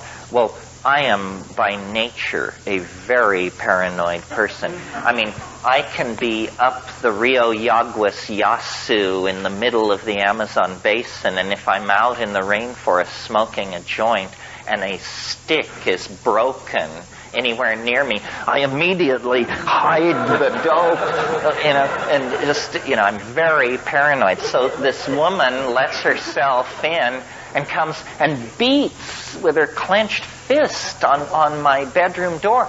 Well, I underwent a coronary thrombosis or something, and I was in the elf space, and they were screeching and chattering and showing me all this stuff.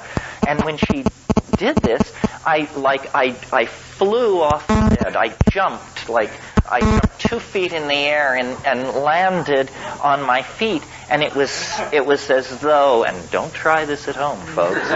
It was as though this sudden flash of adrenaline and this sudden movement that I made broke up the ordinary division between the trip and normality or something. Anyway, I pulled the trip with me into the room.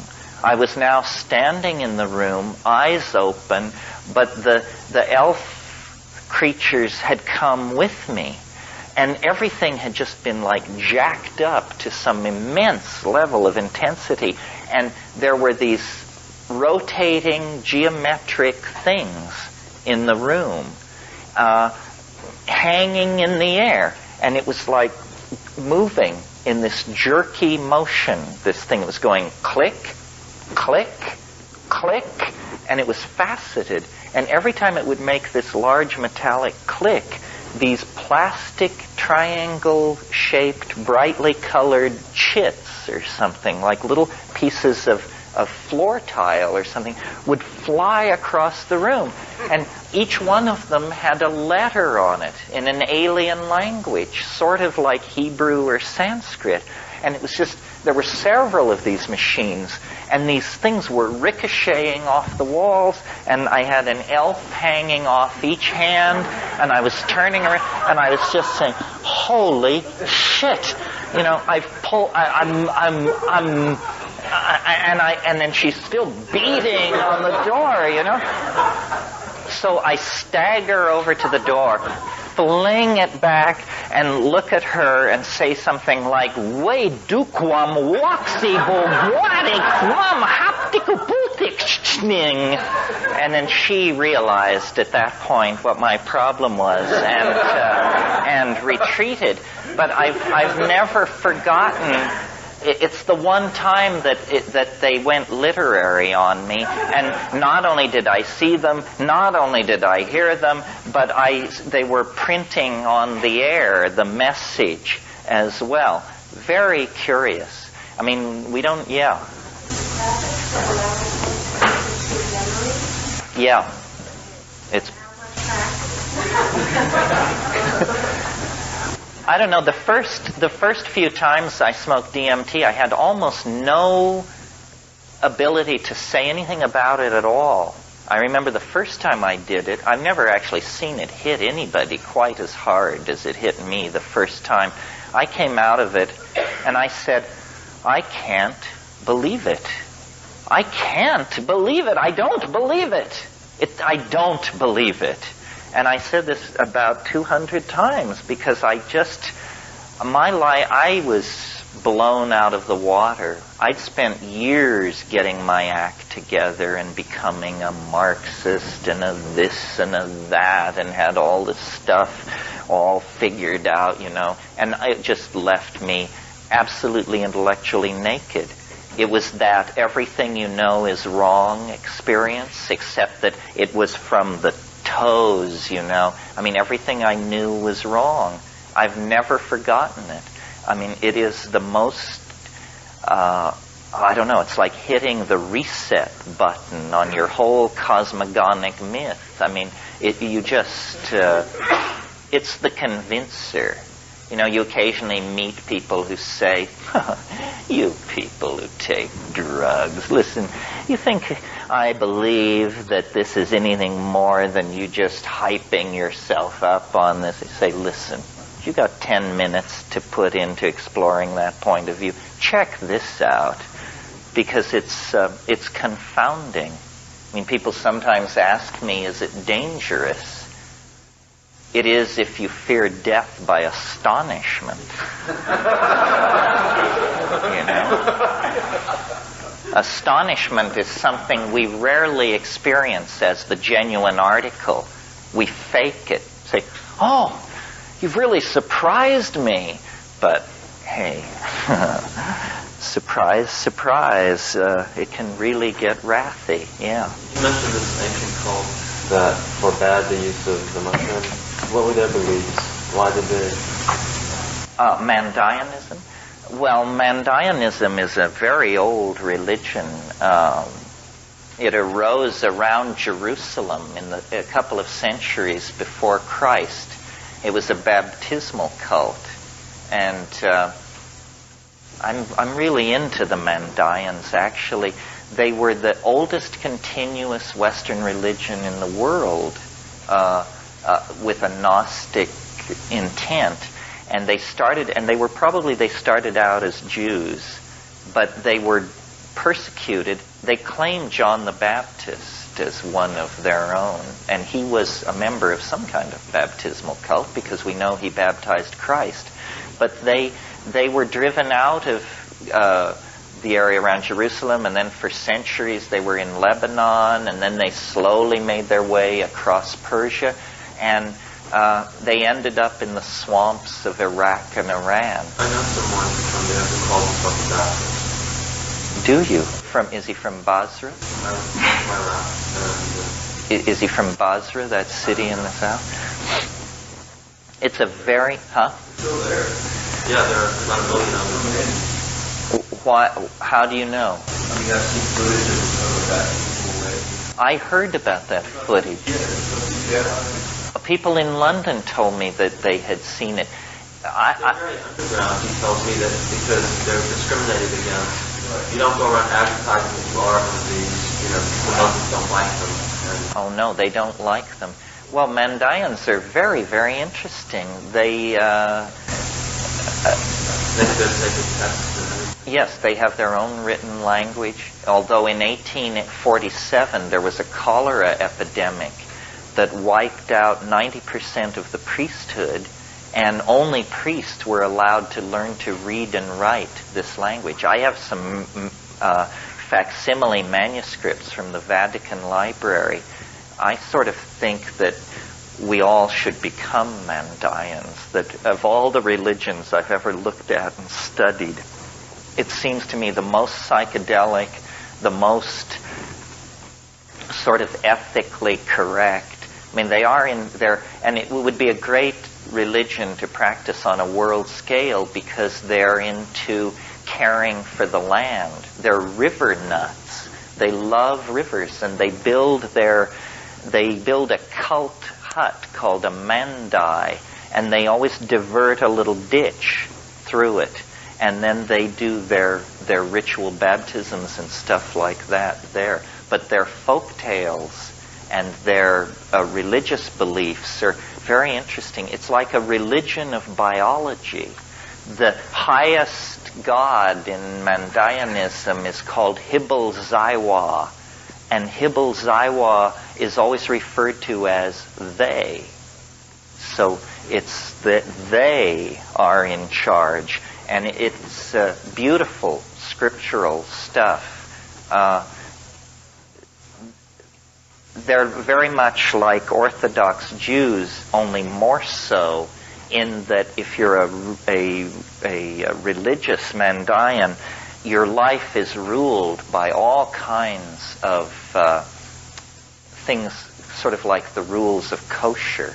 The most difficult rule that these people are asked to keep in their own lives is that if you're really a devout Mandaean, you are considered polluted if your eye falls on an unbeliever. And an unbeliever is a non-Mandaean. So you can imagine how difficult it is when you're down to 400 or 500 people to make sure that's the only people you ever see. The only profession that a Mandaean man can follow and not require ritual decontamination every day is silversmithing. So if you ever go to Baghdad, not likely too soon, but if you ever go to Baghdad or Basra or Kirkuk, there are communities of these people, and you find them by going to the silver markets. And then through discreet inquiry, you can find them. You say they're highly psychedelic, but what about the mushroom? What's that all about? Well, in folklore, folkloric anthropologists have developed all these rules.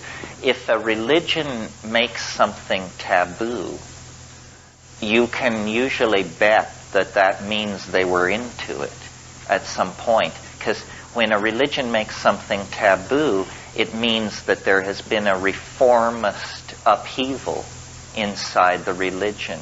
This is probably how Soma was lost to the ancient Hindus, you know. It's how Zoroaster was called the Great Reformer. And he was the Great Reformer because he suppressed a lot of indigenous shamanic cults. And some people think that he actually attempted to suppress Hauma. And Hauma is the Avestan counterpart of Soma. If any of you are interested in all this book by Flattery and Schwartz called, what is it called? Hauma and Harmeline in Iranian Religion. It's from the University of California Press, and they make a very strong case that Soma was not mushrooms, that it was Pagaman Harmala. And it's a really interesting book. I mean, I learned things that I didn't know. For instance, in the pre-Zoroastrian phase of Iranian religion, drugs were not only used to access the spiritual world, but they actually said there was no other way to do it, which is sort of my position. So it was nice to know that these pre-Zoroastrian Iranian light religions, they were into what they called the Menog, M-E-N-O-G, the Menog, and it's another dimension. And you can only attain knowledge of it through the use of drugs. But the Menog existence is where the dead people are. And what their religion was about was you get to know your own soul through using drugs, and you approach it's like visiting somebody in stir. You go and your soul comes and meets you, comes through the Menog existence and meets you at the membrane. And the idea is that during life, you must learn to recognize your soul Because after death, if you can't pick it out of the soul swarm, then you will be somehow incompleted in the after-death world. Yeah. Here, you mentioned death by astonishment. What would you want, or what do you recommend? To attain death by astonishment.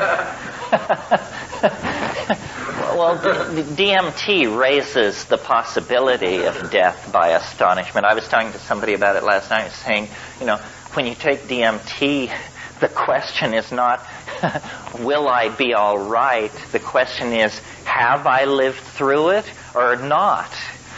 Because you can't tell whether you've lived through it.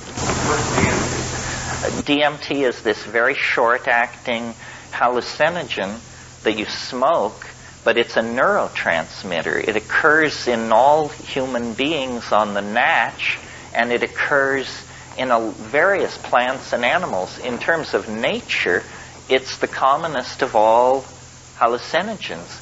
In terms of impact, it's the strongest of all hallucinogens. I mean, it's a completely reality-obliterating experience, and it comes on so quickly that you don't grok it like a drug. I mean, we all know what a drug is. You feel this, you feel that, it gets stronger, it makes you rest. Finally, it overwhelms you. This isn't like that. This is like that, you and your friends are somewhere and there's talk about this drug and the pipe gets filled and this and that, and then you're about to smoke this drug, or maybe you just smoked it. But anyway, a 747 crashes into your apartment building at 3 times the speed of sound and interrupts whatever you were doing. And sometimes people come out of it saying, what happened? What happened? For crying out loud. Say, nothing happened. You just did it. You mean that's it? Say, yeah, that's what it does. Because it is not, it's more like it happens so quickly that we interpret it as an event coming from the outside rather than a chemical compound diffusing through your body, because it completely replaces reality, not with the contents of your unconscious or your unfulfilled dream wishes or any of that, but with another dimension, a space filled with entities busy about their many tasks, although they notice you and come flocking over with a piercing screech and begin to, they like to treat with you. They play with you. They're not entirely friendly. It's sort of like, I don't know, it's the kind of feeling I used to have in India when I would go to make these hash buys in these Indian markets, and these guys would say, welcome, welcome, you're my friend. I am not like all the others.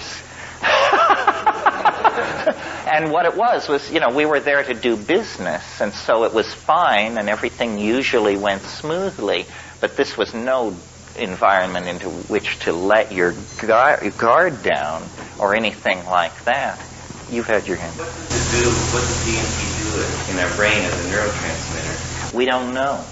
Nobody knows what it's doing there. And as long as the government makes it impossible for science to pursue rational questions or rational answers to these kinds of questions, it's not likely we'll ever find out. The best guess so far is that it mediates attention. That, for instance, if there were to be a noise over here or movement, and I turn and that's a little spike of DMT makes that possible. It's where you suddenly narrow your awareness and project it deeply into a small, confined area. This was the best guess of the people who did work on it a few years ago. Yeah.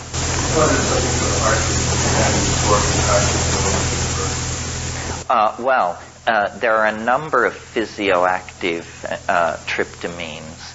DMT is not, if it's made right, not a cardioactive tryptamine.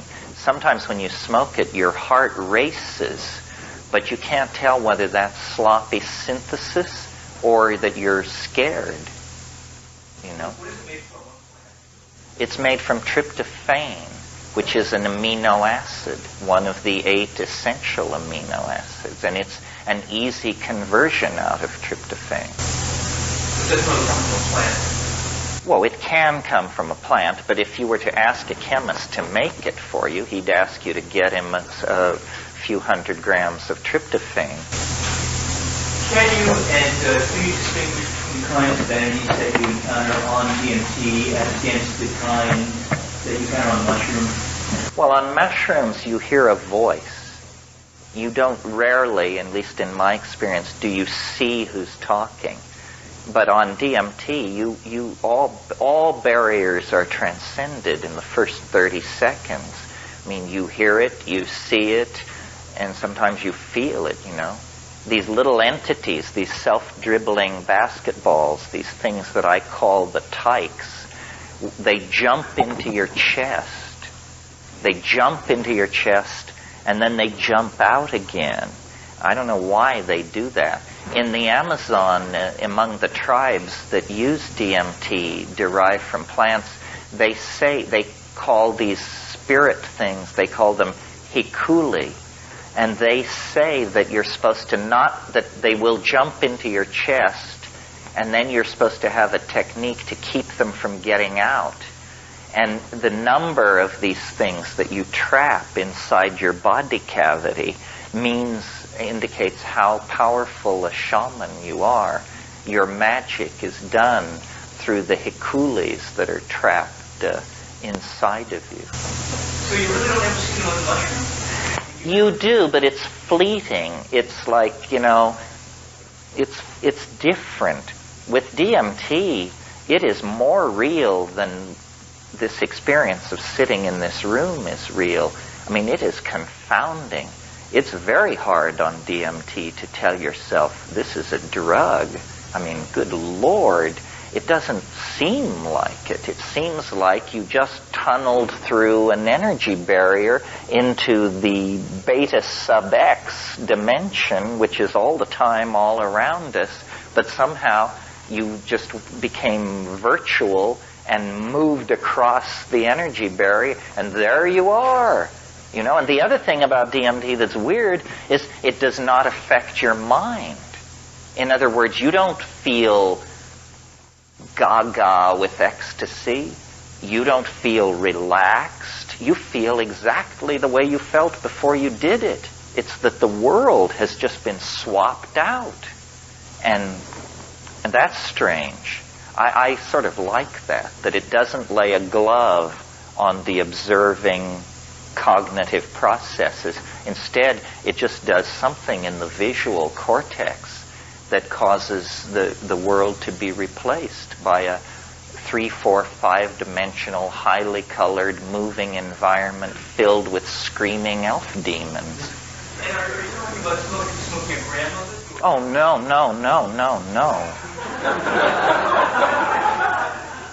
No. More like 50 milligrams. We need to go to lunch. This is the last clip. I heard somewhere that concomitant use of MAO inhibitors increases the length of time that the DMT experience will last. Have you heard that? And if so, in what form are the MAO inhibitors taken? Okay, the question is that can you extend the life of a DMT flash if you predose yourself with MAO inhibitors? The answer is probably. This is really a don't try this at home, folks, maneuver unless you really know your MAO inhibitors.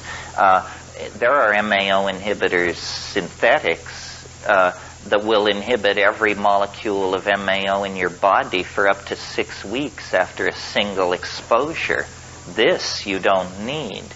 An excellent MAO inhibitor for these purposes would be harmine or harmaline, which is reversible in 4 to 6 hours.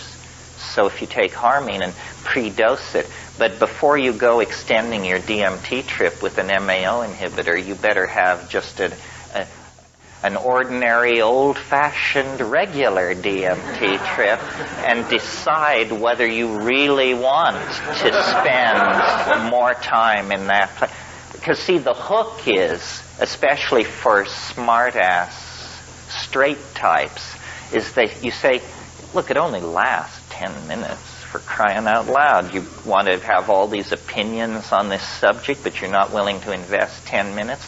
So most people, certainly I said, I had taken LSD and all. I thought, 10 minutes, bring it on.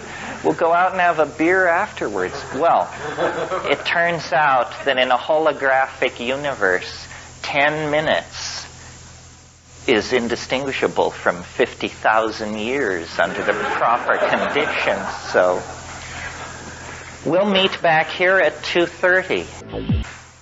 Okay. Well, there seemed to be a lot of hands up when we left. Can anybody pick up the thread? Yeah. Yeah, I mean, I've heard you speak many times the self-transforming machine type stuff. And what I recognize you very much insisted that the DMT realm is a very alien realm, very unlike something like Jung's archetypes, etc. But when I hear your descriptions of these entities, which I have not encountered, though I tried, I hear a fairly an image of an elemental spirit, which we would call in Western sort of folk mythology, in the sense that one, just because you use the word elf, though I know they don't really look like necessarily like classical elves, but the sense of a small entity doing a lot of work that is neither good nor bad, in the sense it's sort of mischievous, it's not demonic, but it's not, an angel. And the sort of sense of them being small and doing a lot of work comes to me very much as a sort of impression of an elemental.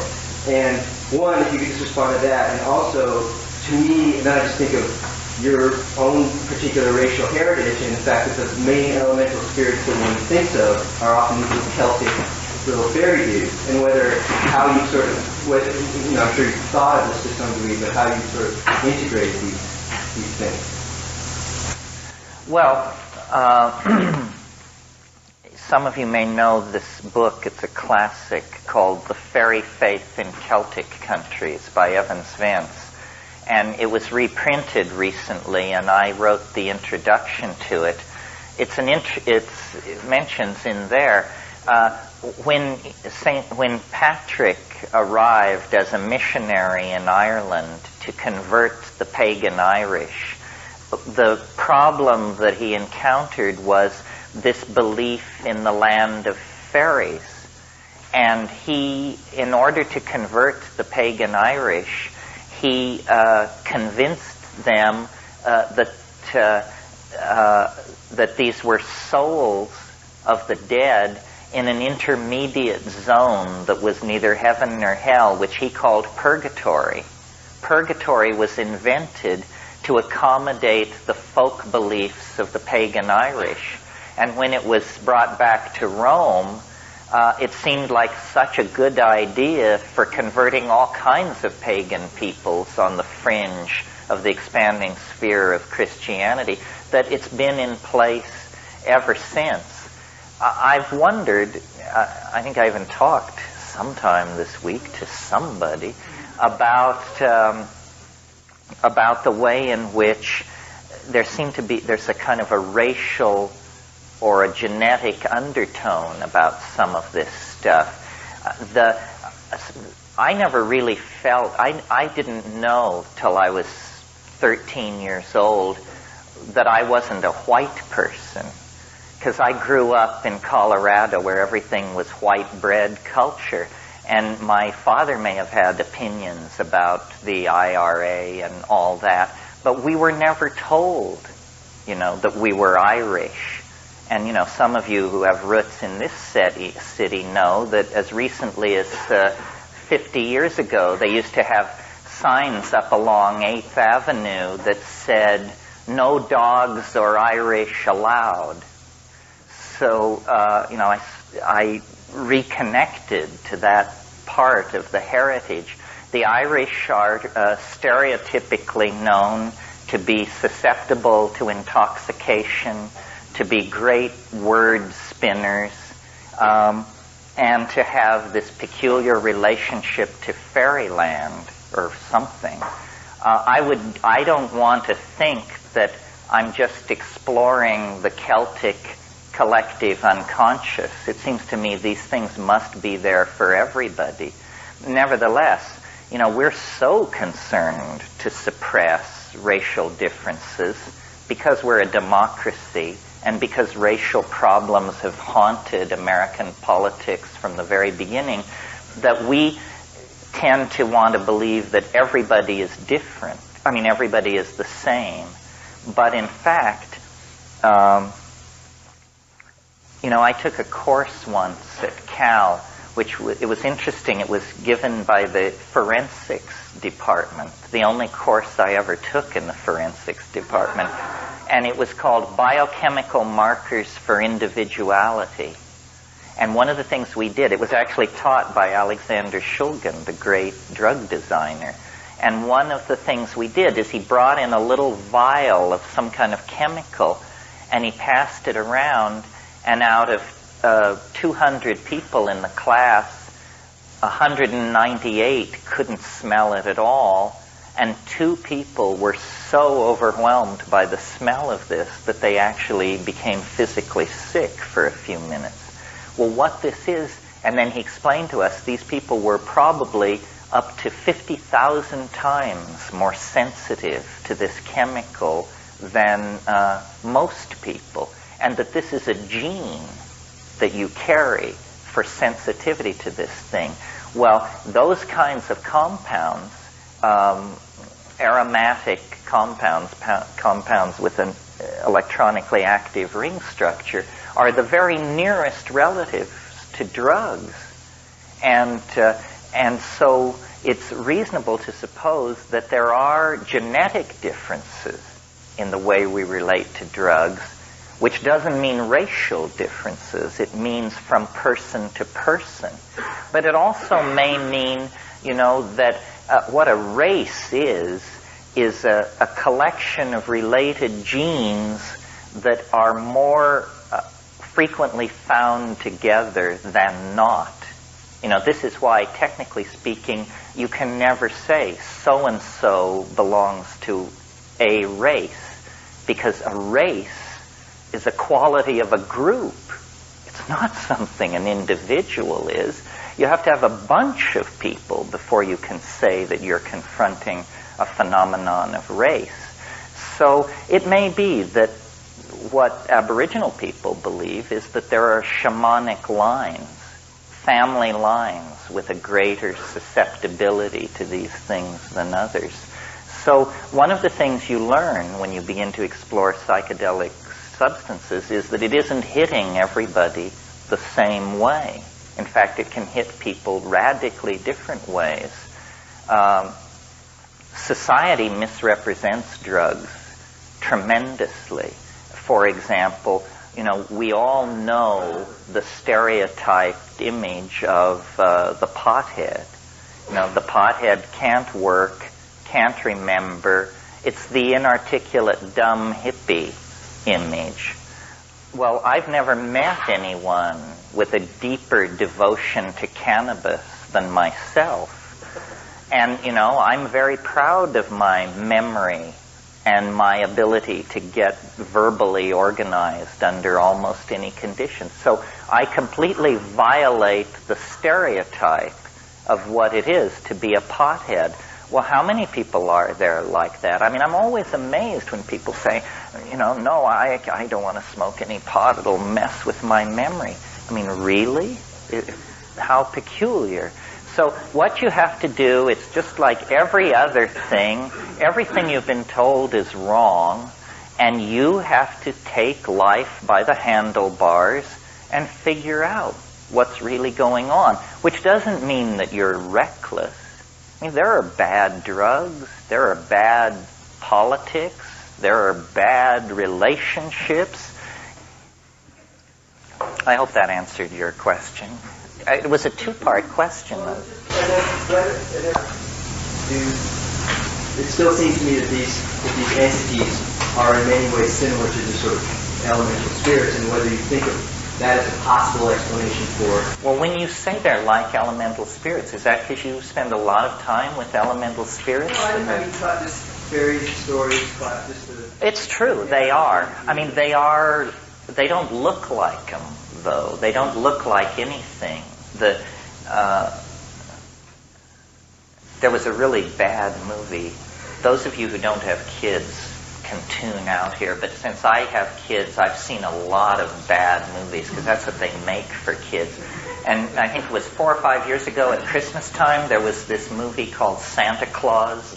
Just tune out on. But there was one scene in the elves' workshop where they were making thousands of toys, and there were all these conveyor belts going from level to level, and these guys rushing around at full speed. It was the most DMT-like reconstruction I've ever seen. So it's funny, though, that the elf mythology doesn't carry the sense of strangeness that you get in the DMT flash, although I suspect that what that is that we've been polluted by Disney. That Disney has given us this vision of fairies, and number 2, harmless. And, it's the Tinkerbell phenomenon. Because if you go back before, is it Andrew Lang who wrote all those books, the blue fairy book, the brown fairy book, the white fairy book? Those are weird, those stories. I mean, fairies are weird. They steal babies. That's their main way of relating to human beings, is they steal human infants and leave behind wizened, deformed, sickly creatures who become very strange and peripheral kinds of human beings. And fairies, if you get trapped in fairyland, the only way out is through, and they're language-oriented. They will never do you damage if you can convince them that you're a master of words. It's poetry that they like. And all over the world, there is this persistent motif of these small entities. Well, I'm not suggesting that they're really there, but I don't know what's going on. I mean, it's odd that they should persist. And that they should be experientially available. I mean, you have to understand, a different person saying this to you, it would be a whole different thing. If it was Madame so-and-so Egypt and so forth and so on. I'm pushed to this stuff by experience, because my inclination is toward reason, It's just that everybody moves along safe channels. Everybody stays out of the fast lane. And if you move to the edges, and drugs are certainly an edge, and a full exploration of one's sexuality is certainly an edge, and going off to weird corners of the world and staying long periods of time is certainly another edge. And if you do these kinds of full affirming world of white bread, European bourgeois, work hard types, just looks as weird as any cultural adaptation could possibly be. I mean, I have said many times, and you probably agree to some degree, that reality is created by language. But we don't realize how true this is. That reality really is created by language, and that we are all imprisoned in somebody else's language. This isn't how we want to talk. Most of the words, I'd say 90% of the words and constructions we use would be great-grandfather. We are living inside a 90% 19th century worldview. And culture cannot evolve any faster than its language evolves, because what cannot be said cannot be done. What cannot be said cannot be put in place.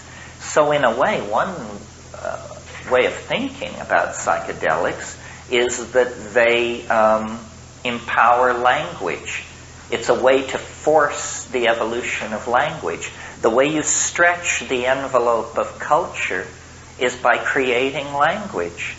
Everybody, this happens unconsciously in society, Hasidic Jews or reggae people or whatever, the way they create their boundaries is through language, the Catholic Church, this is how they do it. Speaking Yiddish is a way to do it. You create a new reality inside the old one, and you can do it by moving backward into a specialized language, or you can move forward into a new language. Look at how the introduction of the computer has transformed our language in the 70s and the 80s. Draw, CPU, throughput, output, input, bug, glitch, all of this stuff. These are words that have been empowered by our involvement with a machine. Now, before that, the major influence on language in my lifetime was the LSD episode of the 1960s, and it always amuses me how much time and energy the establishment spends on heaping abuse on hippie talk. And it's even now, it's sold to you guys as West Coast talk. It's sold on the West Coast as LA talk. It's sold where you are, you're close to it, but not of it. It's like they used to say of the Watergate scandal, linked but not tainted. And what LSD did, I can remember, if I can remember, words like, or a concept like ego trip. The first time I heard that, I didn't know what it meant. I didn't have the concept. Well, then once somebody explains to you the concept, then you've got it. Vibes. That notion introduced a whole bunch of people to the idea of emotions. You said, you walk in the room, it was a bad vibe, man. Means that there's no rational deconstruction of what was going on, but you could just tell it was not a place you wanted to be. So it began to empower new realities that were able to emerge. And it was very important, I think, to the establishment to suppress that, because new words are the beginnings of new realities. That, the gay thing is an interesting example of that. It goes from, what was it called in the 19th century? The love that dare not speak its name. Interesting. You see, it was there, but you dare not speak its name. Somehow to name it was to bring it too much into the forefront. And people who were gay, nobody could anybody. It was worse than being a communist. Now, it's empowered. And all the various racial groups who have had to come up through the American meat grinder have had to create vocabularies of community that they were proud of, rather than accepting the vocabulary of the dominator culture. A good example is the NAACP. The words colored people is embedded there, and yet these were the sincerest and most radical people in that movement. At a certain point, they did the dominator designation for their subgroup and constantly oppressed minorities are trying to get the language right. And it's important for us to do this too. Are we stoners? Are we heads? Are we shaman? What are we exactly? Well, pouring psychedelic substances into that mix then opens the doorway for the logos to define you. And building community is part of this. We are an interesting potential community because we tend, unfortunately, toward the lily white, but not concerned. I don't see any class dominating. there are probably people in this room who could buy and sell all the rest of us without going past their small change. There are also probably people who scraped and saved for this weekend and could ill afford it. We don't seem to be embedded in that class structure so much. Maybe we represent a level of education. Maybe we're some kind of generally definable group of people by level of education. But I don't see that either. What holds us together is what holds all subcultures together, which is an experience. In this case, not something else, but the experience of being loaded. And, it's a very powerful and immediate kind of experience. And I'm sure some of us are more loaded than others. And in any subgroup, you'll get that kind of a spectrum. Yeah. Well, this is just, I don't want to harp on this, but with the DMT thing, what do you go to it now for? I mean, have you gotten familiar with the terrain, or is it every time as shocking as the first time? It's always pretty shocking. I've spent a lot of time on it. What happens for me is that these entities want me to do what they're doing. And what they're doing is using sound to make objects appear out of the air. They can sing objects into existence.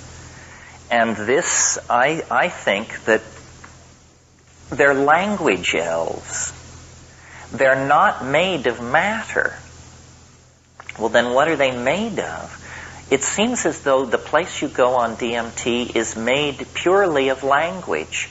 It's as though there is a syntax, hard thing to picture, but they are more like, sometimes they're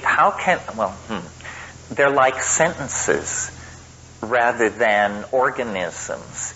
The essence of their presentation is like that of a pun. And so what they want you to do is they want you to learn to make a better kind of language.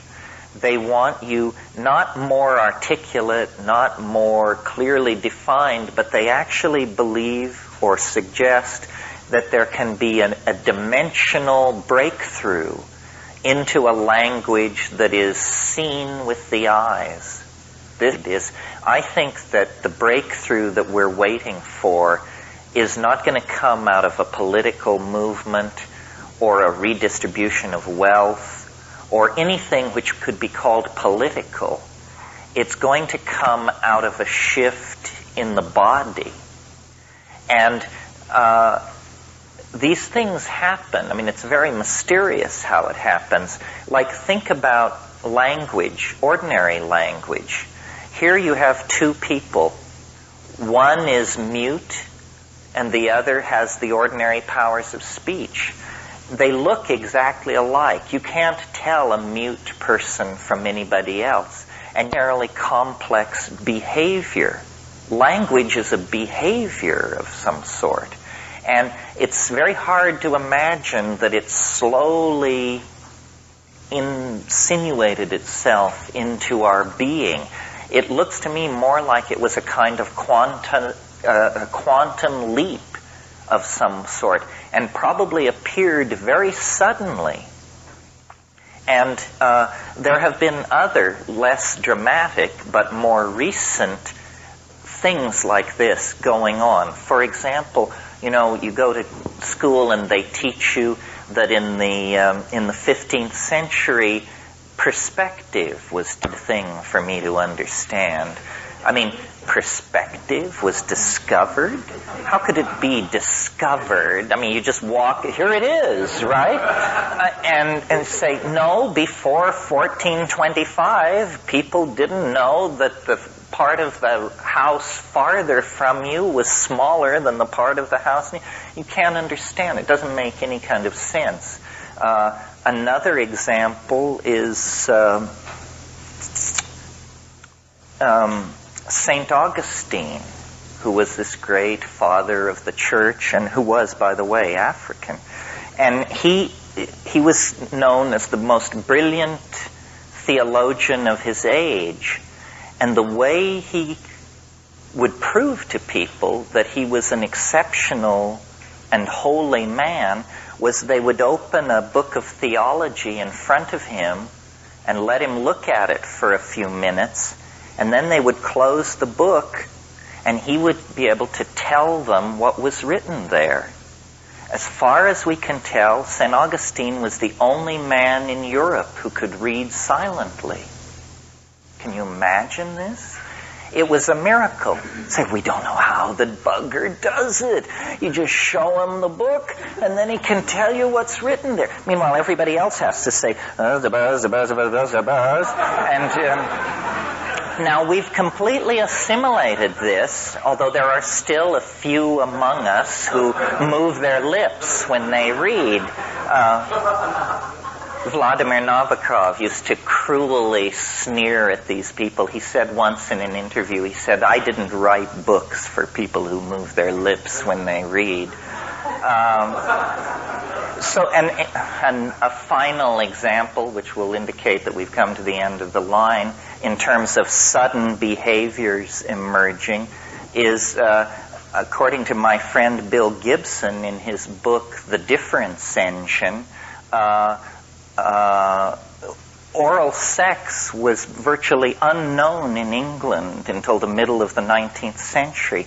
And then it was brought in by French prostitutes, and it was just a mind-boggling concept to these Victorians. They could not wrap their mind around it. Well, from our vantage point, we probably assume people have been into this since the Stone Age. Maybe they have, but at least for several centuries in Victorian England, it absolutely died out as inconceivable. And,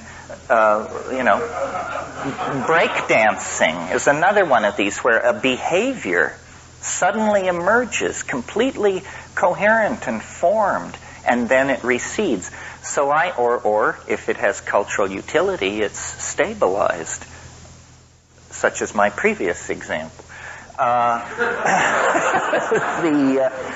So what these tykes seem to be trying to say is there is a way for you to use your voice in order to activate a language which is not culturally taught. It isn't that you learn it from your parents, but that it's in the bone. A poetic language, a language scripted into your genes, and not only is it an Ursprach, an original speech, the vehicle of primal poetry, it can be seen. And, it's interesting how in our culture, when we talk about how somebody is really a gifted speaker, we always reach for visual metaphors. We say, I see what you mean, And in Spanish, they say, if they're talking to you and they want to know if you've followed, they say, is it clear? Claro? Claro, it means, is it clear? It's a visual metaphor. Say, she paints a picture. Or his words have great clarity. What this means is that unconsciously, we trust the eyes and we don't trust the ears. And telepathy, which most people, I think of as being able to hear somebody else think, is not that at all. What telepathy is when you see what other people mean. Because when you see what somebody means, it's like standing in their shoes. Point of view. That's a very visual oriented. If you can understand somebody else's point of view, you are that person in that moment for that purpose. And I think that it's amazing that the world has evolved as far and as fast as it has, the human world, glued together by nothing more than small mouth noises. I mean, that's what we're talking here, small mouth noises. As monkeys, we're set up for this. I mean, you can talk longer than just about any other activity that you can do without becoming exhausted. I mean, I'm the living proof of it. A very small amount of energy is required to keep the old tongue and lips going with the air moving out. I mean, imagine if we had to communicate as deaf people do with sign language all the time. This is exhausting. I mean, nobody communicates like that for 4 or 5 hours at a stretch. And yet Castro can give a 4-hour speech at the drop of a hat. So we're set up for this. The problem is it requires a congruence of interior dictionaries. Because what happens is my words go across space as an acoustical signal. They enter your ear. You are very rapidly looking up each word as it comes in and comparing it to your definition. And as long as we don't look too closely at this, communication seems to be happening. The biggest showstopper there is in most situations is to say to somebody, now would you explain to me what I just said to you? Because then it turns out, the definitions are wildly variant. I mean, it's not so wild if you're saying, since you're up, would you get me a grant? Although even that's ambiguous. Maybe they say, why don't you just have one grant? But if you get into deep stuff, if you're saying, the ontological modalities of the post-Renaissance mind have issued into a situation of deconstructionist vitality such that all bets are off. Say, now would you explain to me what I just said? I can't even do it with myself. I mean, people say, would you repeat what you just said? No chance,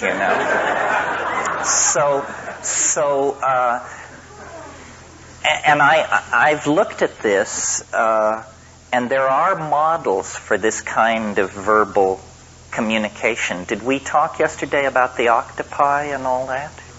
No, thank God. See, whenever you think you're about to take a step that nobody has taken and go a place nobody's ever been, if you'll look back at Mother Nature, you can usually find that you've been scooped. And a very interesting example of this vis-a-vis language is what's going on with octopi. Octopi and squids, as you may or may not know, but most people know it because they absorb all these TV shows about nature. Somebody once said to me, I know you don't like television, but it's a wonderful way for my children to learn about nature.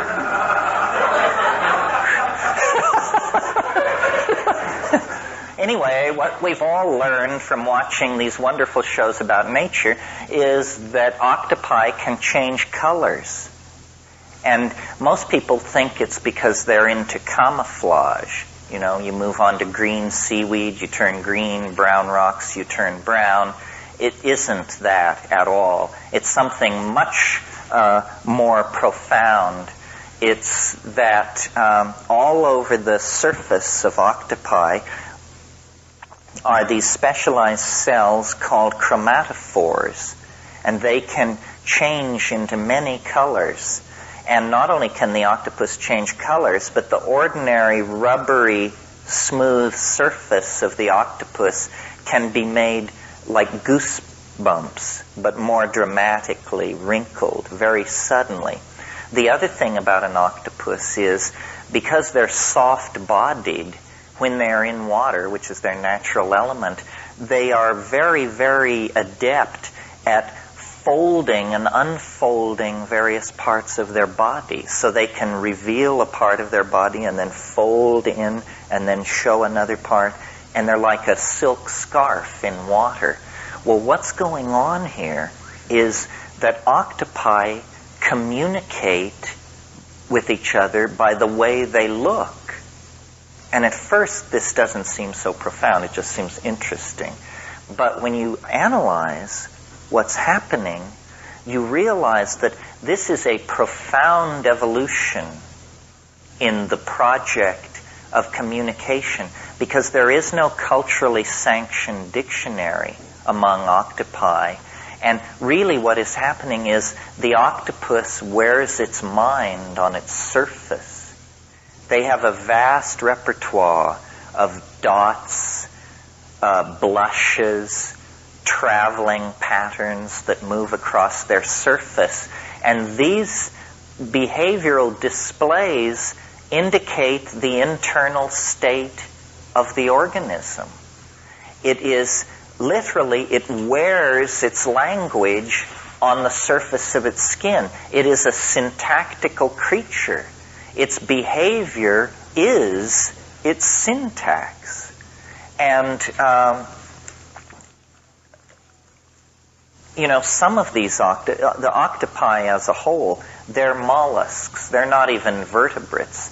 I mean, these things split from the line of development that leads to us 700 million years ago. I mean, you want to talk about an alien form of life. An octopus is about as far away from the human experience as you can possibly get. They evolved in shallow coastal waters, but then because so many things were evolving in those shallow waters, some of them evolved into the benthic depths. And in those depths, there is no light. So in order to preserve their ability to communicate, over long periods of time, they evolved phosphorescent chromatophores all over their body. And some octopi even have eyelid-like membranes put on various places of their skin so that they can blink very rapidly and modulate the phosphorescent light. So you can imagine in the darkness of the benthic depths of the ocean, the communication between two octopi is just a dance of lights in utter darkness. I mean, these are its naked mind in the water. And when they are in communication like that, they are, for all practical purposes, one organism.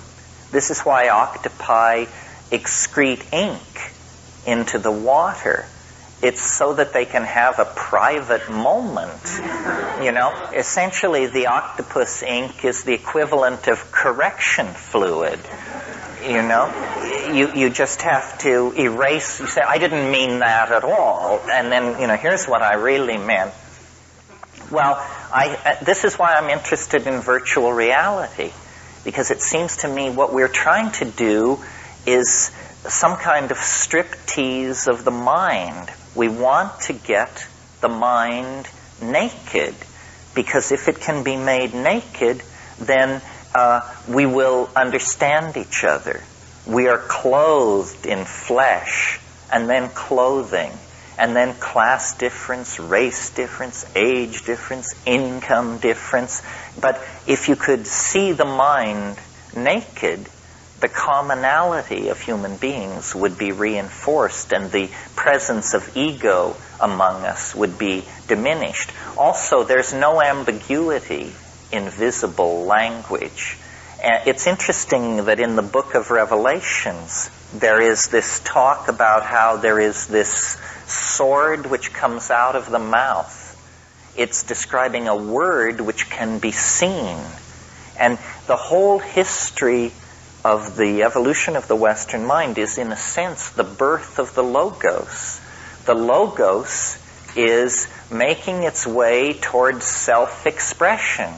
And it's doing this by claiming dimension after dimension of manifestation. And I think that electronic media and electronic culture and drugs and the mixing of all our world cultures together, what this is empowering is a visible logos, a logos that is beheld and therefore lacks ambiguity. Yeah. I don't think we're just the mind, because listening to you all say that certainly we are the balance soul? Well, mind and soul, in my estimation, probably not correctly, tend to migrate toward each other. You know, in the late medieval period, you get a lot of talk about, is the spirit the same thing as the soul, and are these things the same as the intellect? I mean, yes, we are soul, but I would say mind is the visible manifestation of soul.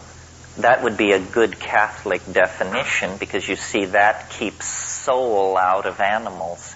If you say mind is the visible manifestation of soul, then you have restricted the existence of soul to the human species. Well, that seems somewhat more Western scientific ideology. I think Sufi Master's Contract Khan would say in cosmic language that the intuitions are the higher form of intelligence than the mind. Well, the mind is not a form of intelligence. The mind is the theater in which intelligence is manifested. You don't want to confuse the garage with the car. I mean, there really is a balance of power where you're given heart and mind. It's never just the mind or never just the heart. You're using all the equipment, right? Well, maybe I sort of hear you associating mind to brain, because you're saying heart and mind. I mean, mind is heart. Everything goes on within the confines of mind. It's like the light that you switch on when you walk into a darkened room, and then everything else is the furniture within the room. Mind is simply the light which is shed over the landscape of appearances. You know, I mean, this is only my definition. I'm aware of the Neoplatonic emphasis on the mind. I think they called it the ens, and so forth and so on. But in modern psychological terms, the mind is just the theater of cognition in some way. Mind, consciousness. No, consciousness is something which happens in the mind. I mean, there is an unconscious mind as well. Mind is the inclusive category, I think. Yeah.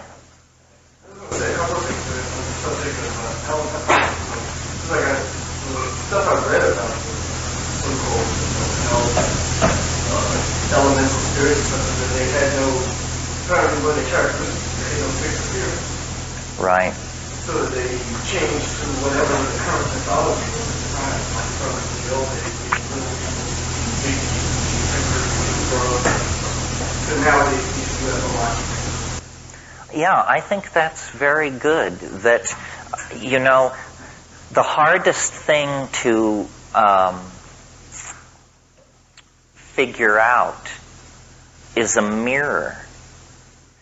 Because what a mirror shows you is yourself.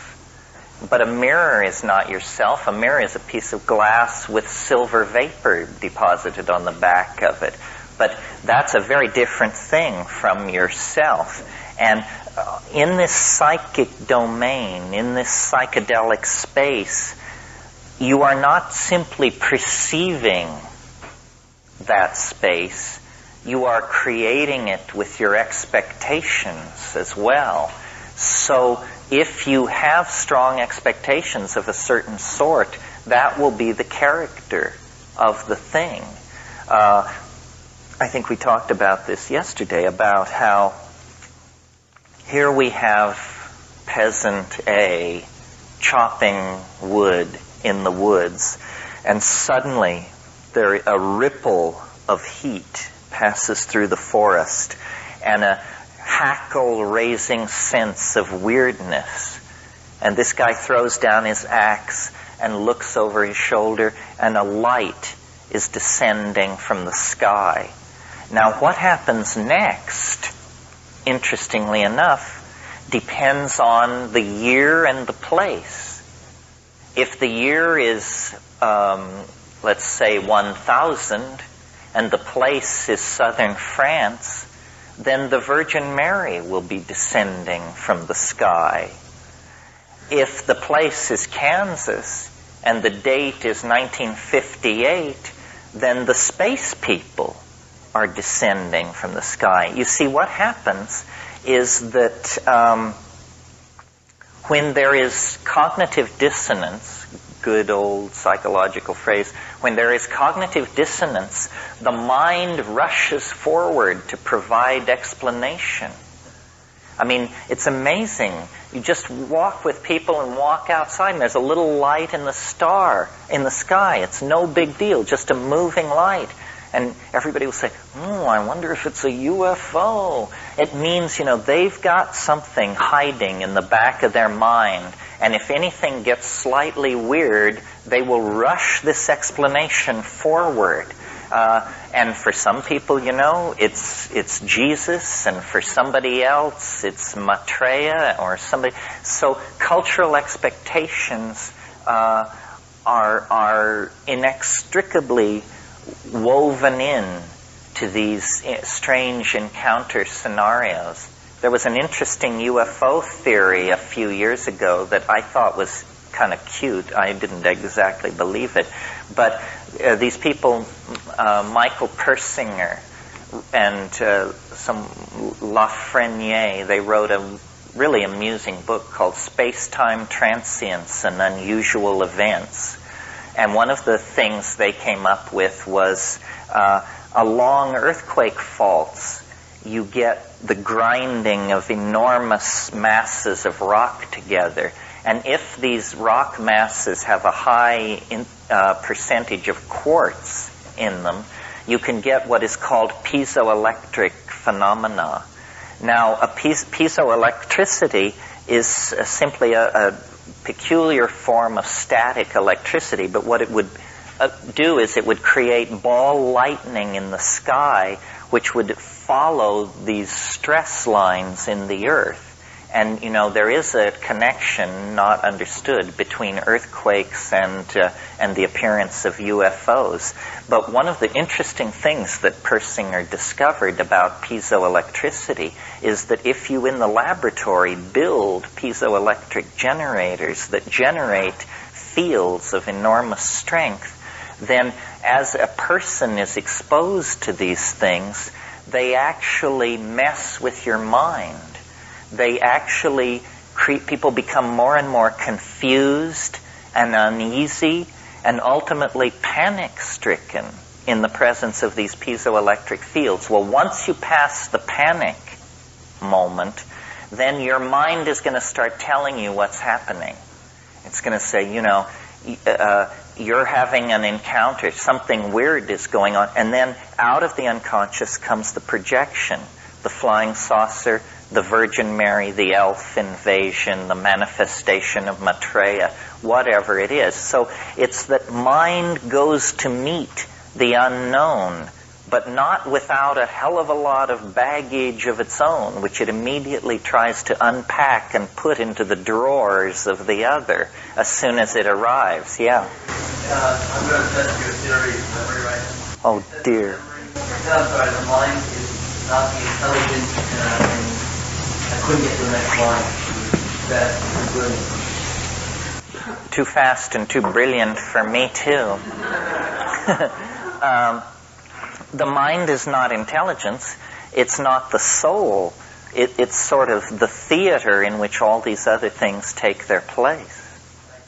Somebody behind. Yeah. Yes. One of the gods you mentioned that you've seen shaded in the Amazon shooting beams of red lights in magical battles. Could you describe a magical shamanic battle, how it would occur? And would that be a psychedelic battle where the energy currents shot back and forth? Well, all I have is the anecdote, which I'll tell you. When Kat and I were in the Amazon in '76 taking ayahuasca, we got in with this certain group of people in Peru that took it every week. And, cultures have different ways of handling hassle. And in some cultures it's confrontational, in other cultures not. The way these Peruvian country folk operated was if somebody was screwing up, nobody would ever say so. they would just talk about these people behind their back until the morphogenetic field of gossip was so strong that you would basically awaken to the problem. So there was a complex social situation going on in this ayahuasca circle, which was there was a master shaman who we were apprenticed to, who was beloved by his neighborhood. But he had a nephew, a sobrino, who was a jerk. I mean, this guy was, as Don Fidel said, ambitious. He dealt a little weed, he did a little pimping, he was just sort of an edge runner type of guy.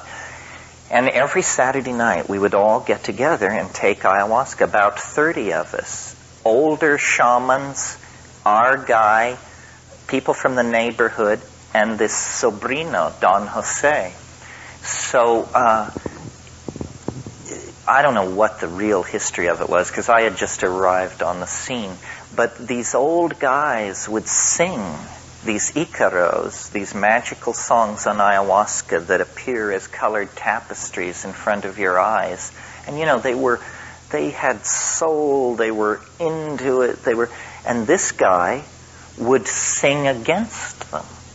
I mean, it's the rudest thing you can possibly imagine. I mean, imagine if Lou Reed were trying to give a performance and the guy in the third row just launched into Old Man River and kept at it, I mean, in this town, I'm sure large guys would appear and say, "Sir."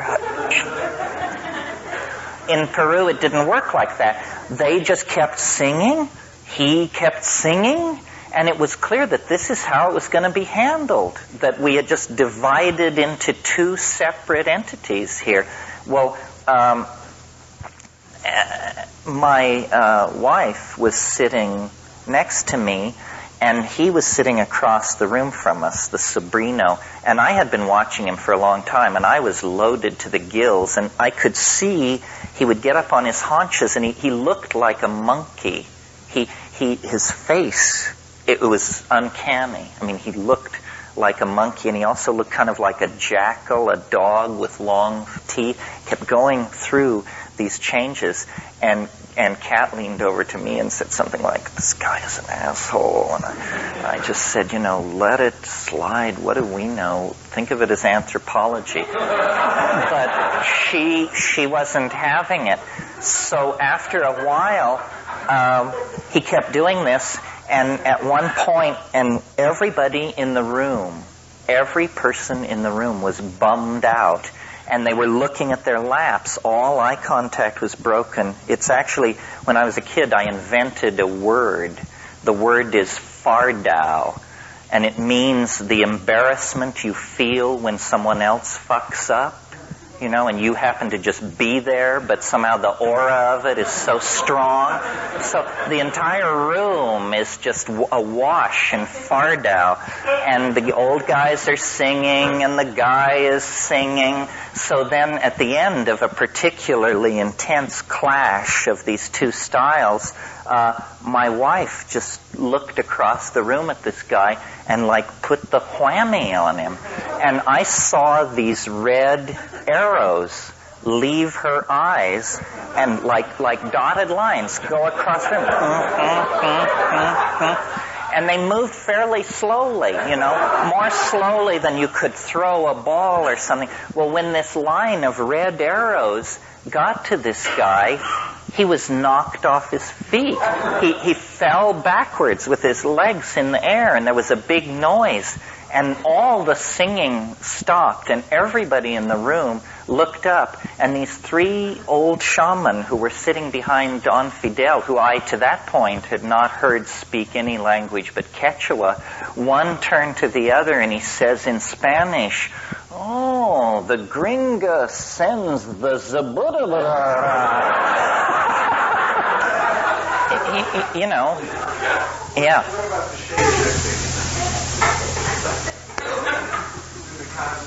You mean becoming a jaguar and all that? Yeah. What's happening there, or the night bird? The night bird, the owl, or that? It's everything happens. I mean, they used to, when I first went to the Amazon, they used to say to us, the Indians and the folks who helped us haul our stuff around, they would say, La selva como un sueño. It's like a dream. The forest is like a dream.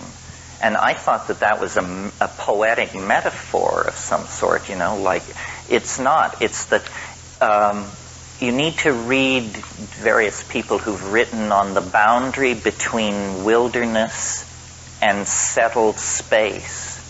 When you go into the jungle, language becomes everything. And unbelievably bizarre things happen. And they really do happen. I've seen this in myself, because when I first went to the Amazon, I knew virtually no botany. I only knew drug botany because I was so focused on that. We would go down these jungle rivers, and there would be hours that would pass where no words related to where I was would come to me. I called it the big green. That's what it was to me. It was the big green, and there was a lot of different kinds of green, and that was it. Well, then the next time I went to the Amazon, I was with professional field botanists. And we would go out into the jungle, and these guys were just like children. And say, look at this. This is a Paulicaria. Look at these Varola trees.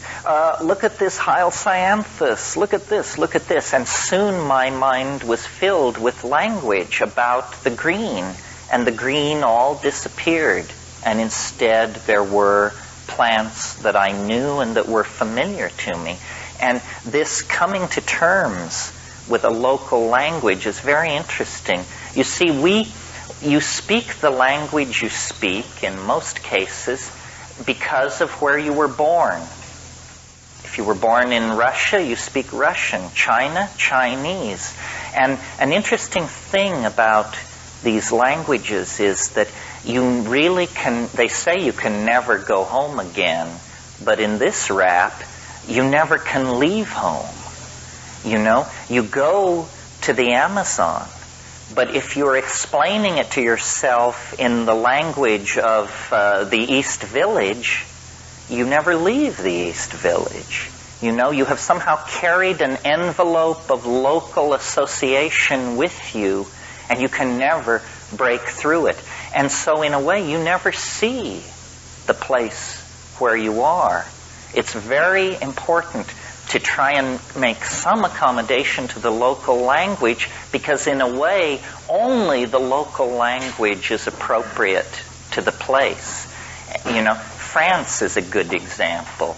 It doesn't make any sense if you don't speak French. Germany makes no sense if you don't speak German. Somehow the local language is a part of the local reality. And we ignore all this and behave as if everything is very straightforward. The one thing you learn taking psychedelics is that nothing is straightforward. Anybody? Yeah.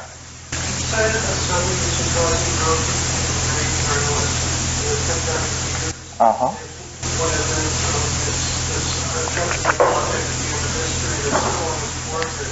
Now, is all evolutionary progress part of this?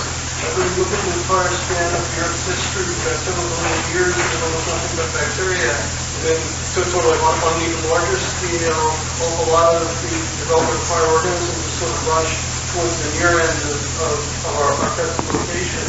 Is it all coming from this one object, or is history skimmed by different transcendental objects? Like the thing that gave us breakdancing, one object passed through its message to the world in this breakdancing, whereas another object passed by 2,000 years ago and had an Egyptian stylized representation or that kind of thing? No, I think there's one transcendental object that exerts attraction wherever it can. You see, what evolution seeks to do is to stop itself. Every organism wants to evolve into what's called a climaxed ecosystem. That's where everybody has their chair and nobody moves. So there are no empty chairs. You see, everyone has a place to sit, but there are no empty chairs. Where you get evolution is where you have a room half full of empty chairs. Then you have the choice of where to sit. Most animal species and plant species are not evolving, or are evolving very slowly, because what evolution tends to dead end itself. I mean, take cockroaches, for example. Cockroaches achieved their present evolutionary status 200 million years ago. They haven't changed an iota. We can dig up fossils from the Pennsylvania coal beds that have cockroaches no different, except slightly larger, than the ones running around in your apartment. So this has been clearly a very successful strategy for cockroaches if the only thing that matters is, the propagation of more cockroaches. Nevertheless, their cultural accomplishments have been dismal. So, until recently, yes. I had a friend once who seriously claimed that 60% of the structural integrity of New York City was contributed by cockroaches between the walls, and that if all the cockroaches were to ever march out, the whole thing would just fall down. You see, it's thought by the straightest people in the biz that before human beings, the major force creating evolutionary opportunity were rivers. And this happens because the course of rivers will vary over time, and that means that rivers expose and inundate a lot of land. So along rivers, you find what is called, I can't remember what it's called. I'll name it. It's called unclaimed territory, sandbars, and large areas where nothing grows. Well, into those kinds of areas, what are called volunteer species or invader species can make their way.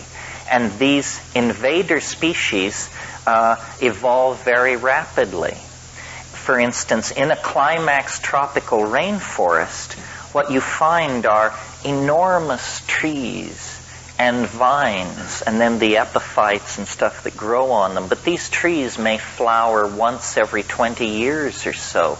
And when they do flower, they often produce a very limited amount of fruit. What you find along rivers and places like that are what we call weeds. And what a weed is a plant that is, number one, annual. It dies every year. And weeds produce enormous amounts of seeds. A weed strategy is a strategy for the rapid invasion and claiming of empty land. And before human beings, rivers were the major creators of empty land. Carl Sauer, who was a biologist and a geographer, he said, man found the earth a climaxed rainforest, and we will leave it a weedy lot.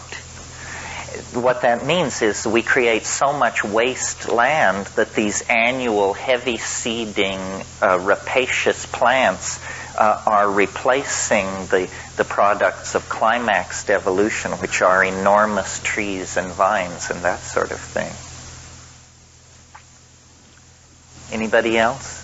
This is your last crack. I wanted to bring up Jacques Vallée and the Warner learning schedule. The UFOs thing. Which book does he talk about? Well, I don't know which particular book. It might be a Dimension Voice. Oh, Voyage to Magonia is a good one. Is it the new one? I haven't read the new one.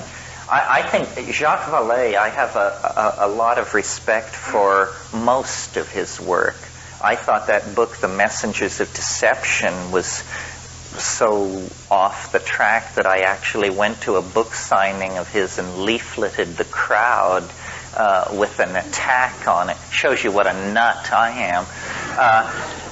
For those of you who don't know, Jacques Vallée had a very interesting approach to understanding flying saucers, and I still think this is the best method.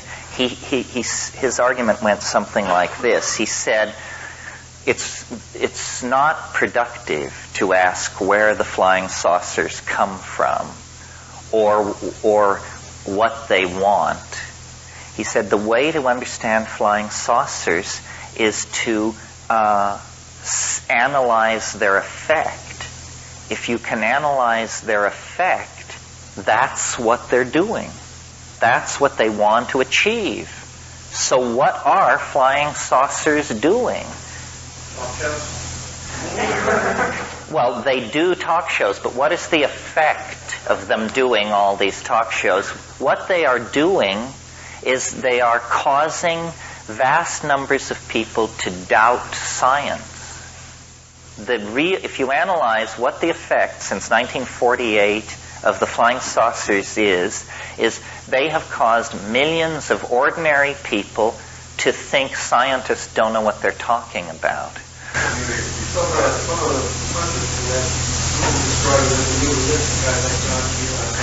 That's right, that it offers a new alternative. Well, now, here's an interesting analogy, and it's not mine, it's Jacques Vallée's.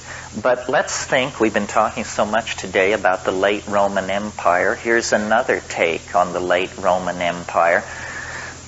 The Roman Empire was this immensely successful civilization in that it was able to export its vision of an imperial center over vast parts of the world. The problem with the Roman Empire was that it was an ethical disaster. First of all, it ran entirely on the backs of slaves. So anybody who starts talking to you about the grandeur that was Rome, should be reminded, the grandeur of Rome it was a bargain basement on 3 floors masquerading as a military brothel. It was not a great civilization. And what happened to Rome? Well, they had all these people inside the empire, among them Jews.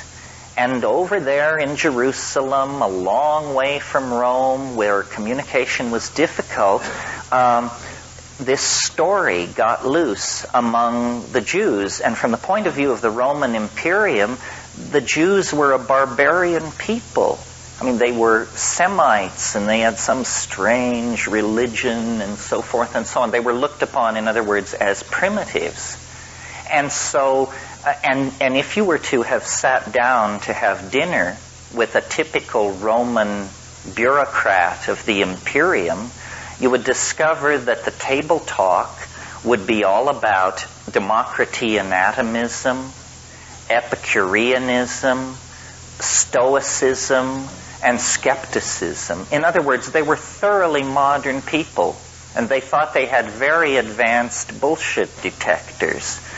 And so then, it comes to the attention of this Roman noble that the house slaves, the kitchen boys, and the gardeners are all whispering and all excited about some Galilean magician who's running around the Eastern Mediterranean telling people that not only can he rise from the dead, but so can you. And a Roman sophisticate looking at this would say, these primitive, uneducated, colored people that we have to put up with, why don't these people step out of their own private Idaho and get with the program and study a little Greek philosophy? They're just superstitious. Well, hey, in a world where information moved no faster than a horse could gallop, within a century, these uneducated, superstitious people and their irrational religion of magical redemption were hammering at the gates of Rome. And a century after that, the emperor himself, a god, for political purposes, has to make Christianity the official religion of the empire. In other words, what happened was that political and technological and architectural accomplishments got way, way out in front of ethics. And at that point, the unconscious said, I'm going to pull the rug out from under these Roman dominator types. I'm going to unleash a religious system in their very midst that will be an informational virus that they'll be dead before they ever know what hit them. And this is what Christianity is, you know. I mean, it was a religion of the displaced underclasses of the empire, and within 300 years it took over and began its own pogroms and genocidal programs of extermination. The flying saucer is a similar thing. We have achieved great things in technology and in social organization and in scientific research. But like the late Roman Empire, ethics and morality have lagged far behind. And so now, the same unconscious that sent us the mystery of the virgin birth and the resurrection, which completely confounded Roman rationalism. I mean, what were they to make of that? A virgin birth and a resurrection from the dead. They send us the flying saucers. And the flying saucers are destroying the faith in the scientific control systems and managerial theories at the very center of our civilization, just as surely as the Roman Imperium was broken by this superstitious religion. So what it is that there is a force in this world, call it the unconscious, call it the cosmic giggle, call it whatever you want, but when a society gets all twisted and out of balance, it can pull it down in a hurry. And I think the psychedelic thing in the 60s was viewed this way. It's that the dominator society is incredibly fragile. I mean, that's why whenever you see somebody who has to pile up guns and guns and guns, it means that they're not terribly confident of their ability to keep control of the scene. And we have so many kinds of guns pointed at us. Propaganda, social engineering, manipulation of the media. They do it all to us, and they still can barely keep ahead of it. They hate the spread of unreason. They hate psychedelic drugs. Hell, they don't even like people to work up a sweat on the dance floor. Anything which bespeaks anything other than ladylike and gentlemanlike, parlor-oriented, English upper-class behavior completely drives them into a swivet. And yet, you know, they launch horror upon the world that makes anything the Roman Imperium undertook look like child's play. I mean, this stunt they pulled with Iraq, you know, where they could kill, who knows, 100,000, 200,000. They don't even count the dead when they get pissed off. So that's why I think this archaic revival is in full throttle right now. I think the dominator model is doomed. And all the things that are coming forward, you know, the assertiveness of racial minorities, the assertiveness of sexual and intellectual minorities, people are just saying, you know, we're not going to take it anymore. And don't tell us what to believe, and don't tell us what drugs to take, and don't tell us what's politically correct, because your record is a nightmare. And this general discontent spreading through society is, I think, keeping a lot of these dominator types up late at night trying to figure what's going on. I mean, can you imagine being in charge of the planet as though, you know, suppose you were the CEO of General Motors or something like that. I mean, every piece of data that crosses your desk says, you know, you're in trouble, big trouble. Somebody had a question. Yeah. I just getting back to UFOs and extraterrestrial visitation. Are you saying these things are merely unconscious dimensions that have no objective reality? No, I'm saying they're coming from another dimension of some sort that actually has a plan for the human race that is larger than the plan of the people who seek to run this society. Their plan, it's a brilliant plan. Their plan is, let's keep everything as much the same as possible. I mean, since World War II, they have been at war with the future. They do not want to let the future happen. And of course, the future is building up like a log jam in a river.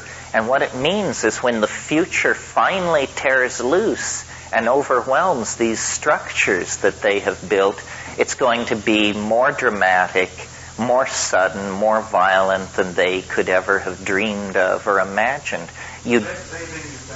The establishment, yeah. Who are they?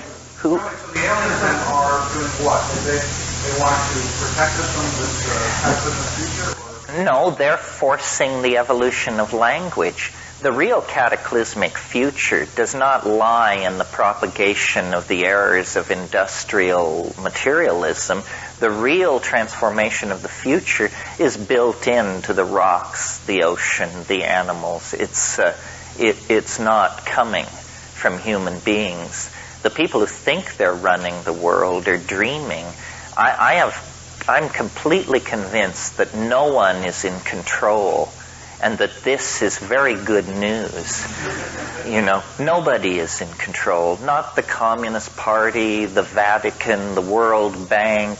Nobody is in control. There may be groups who dream of controlling, but their frustration level must be approaching infinity at this point. Looks like all of the radio signs on the highway. The radio is not big. Yeah, that's right, exactly. Yeah. For thousands of years, people went to the Eleusinian mystery, the dominant mystery cult of the time, psychedelic days. And yet, during the Christian era, the entire thing was destroyed, so we hardly even know what happened there.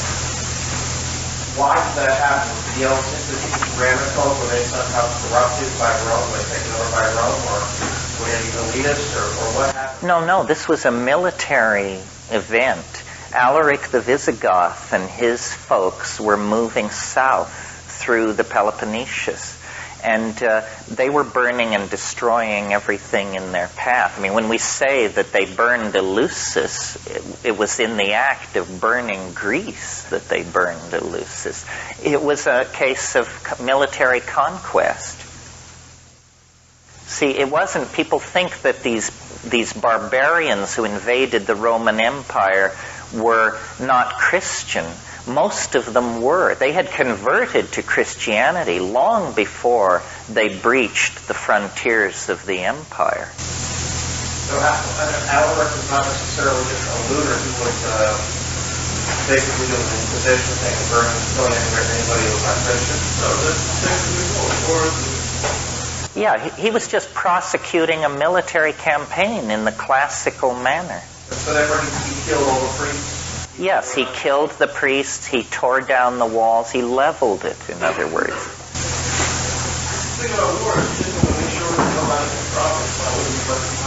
That's right, scorched earth.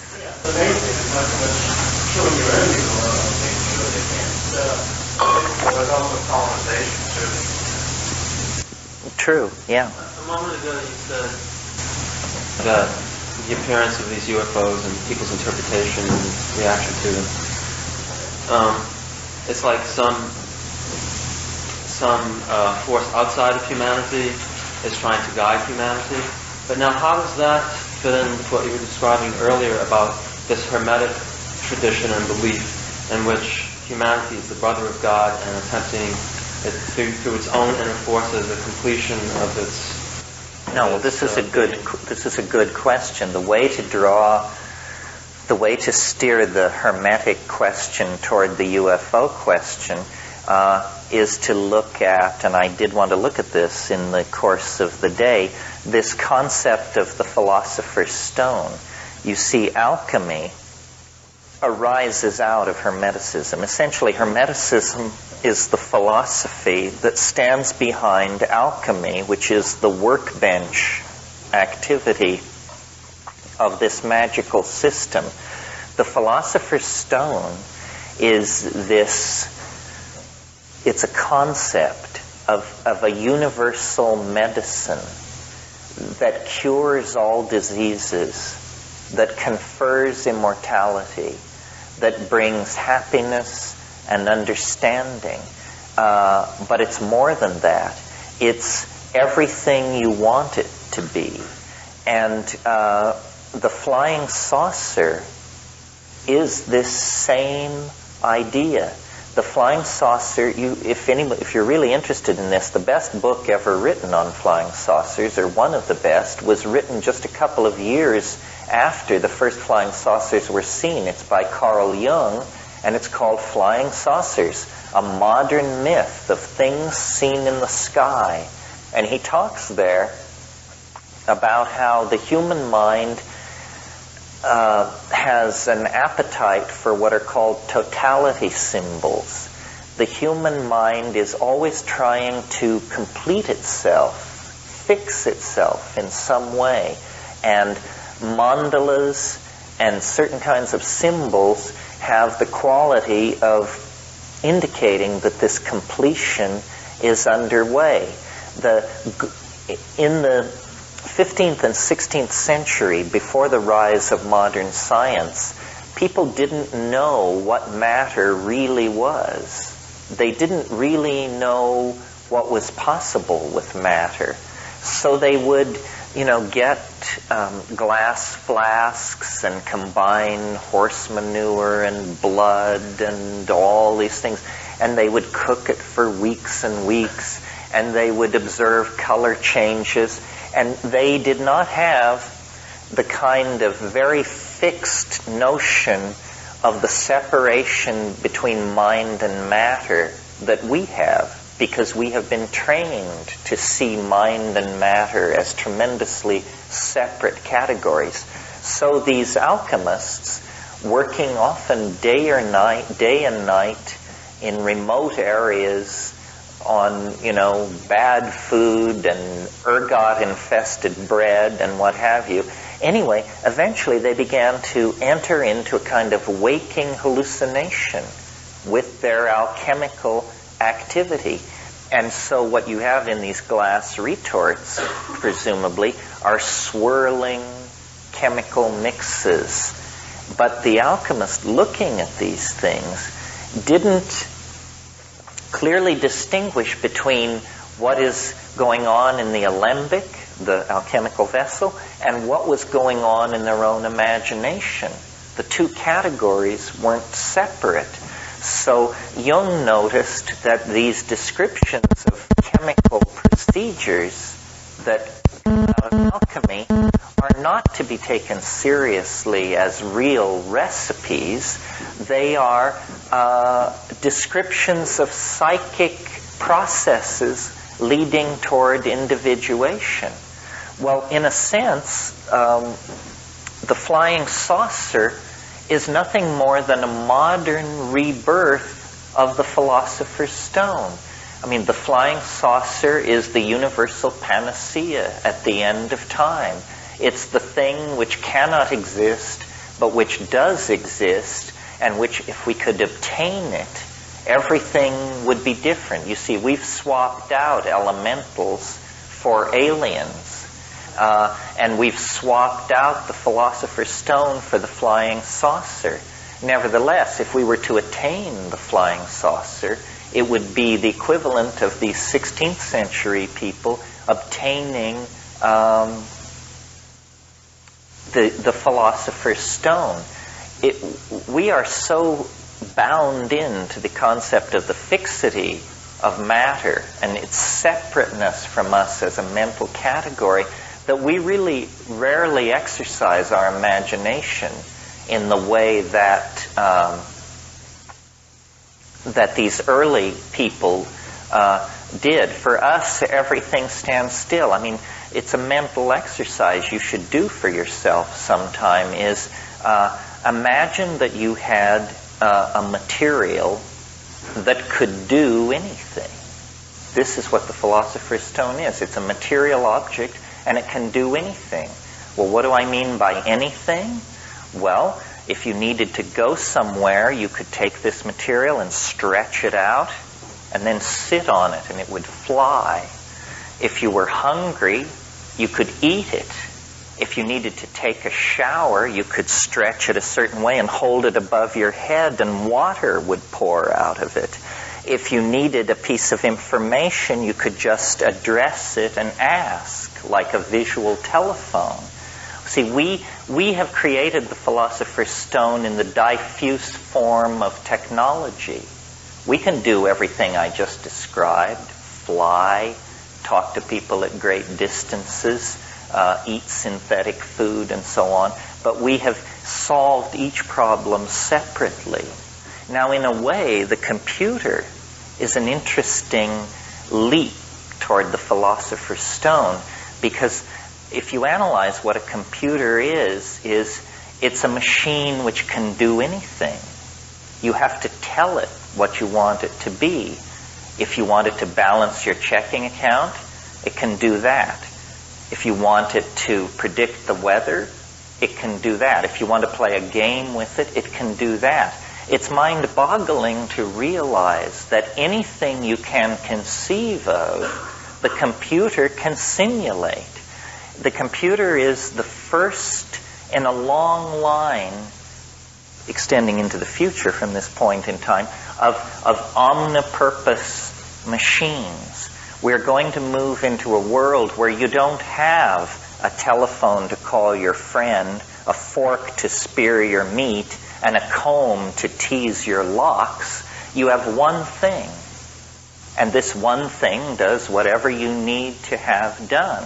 Technology is beginning to compress, and it will, of course, be a kind of computer, but it will be voice programmable to do anything. Well, this is a very hermetic ideal, and we are migrating toward this kind of a fusion of possibilities. This is the secret of how to dematerialize culture. Make machines which can do more than one thing.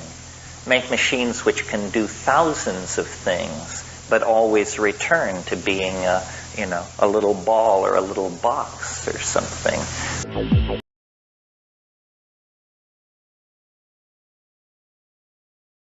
And that the rights of every man are diminished when the rights of one man are threatened. If an American, because his skin is dark, cannot enjoy the full and free life which all of us want, then who among us would be content to have the color of his skin changed? 100 years of delay have passed since President Lincoln freed the slaves, yet their heirs, their grandsons, are not fully free. And this nation, for all its hopes and all its boasts, will not be fully free until all its citizens are free. We face, therefore, a moral crisis as a country and a people. And this is a matter which concerns this country and what it stands for. And in meeting it, I ask the support of all of our citizens. Thank you very much.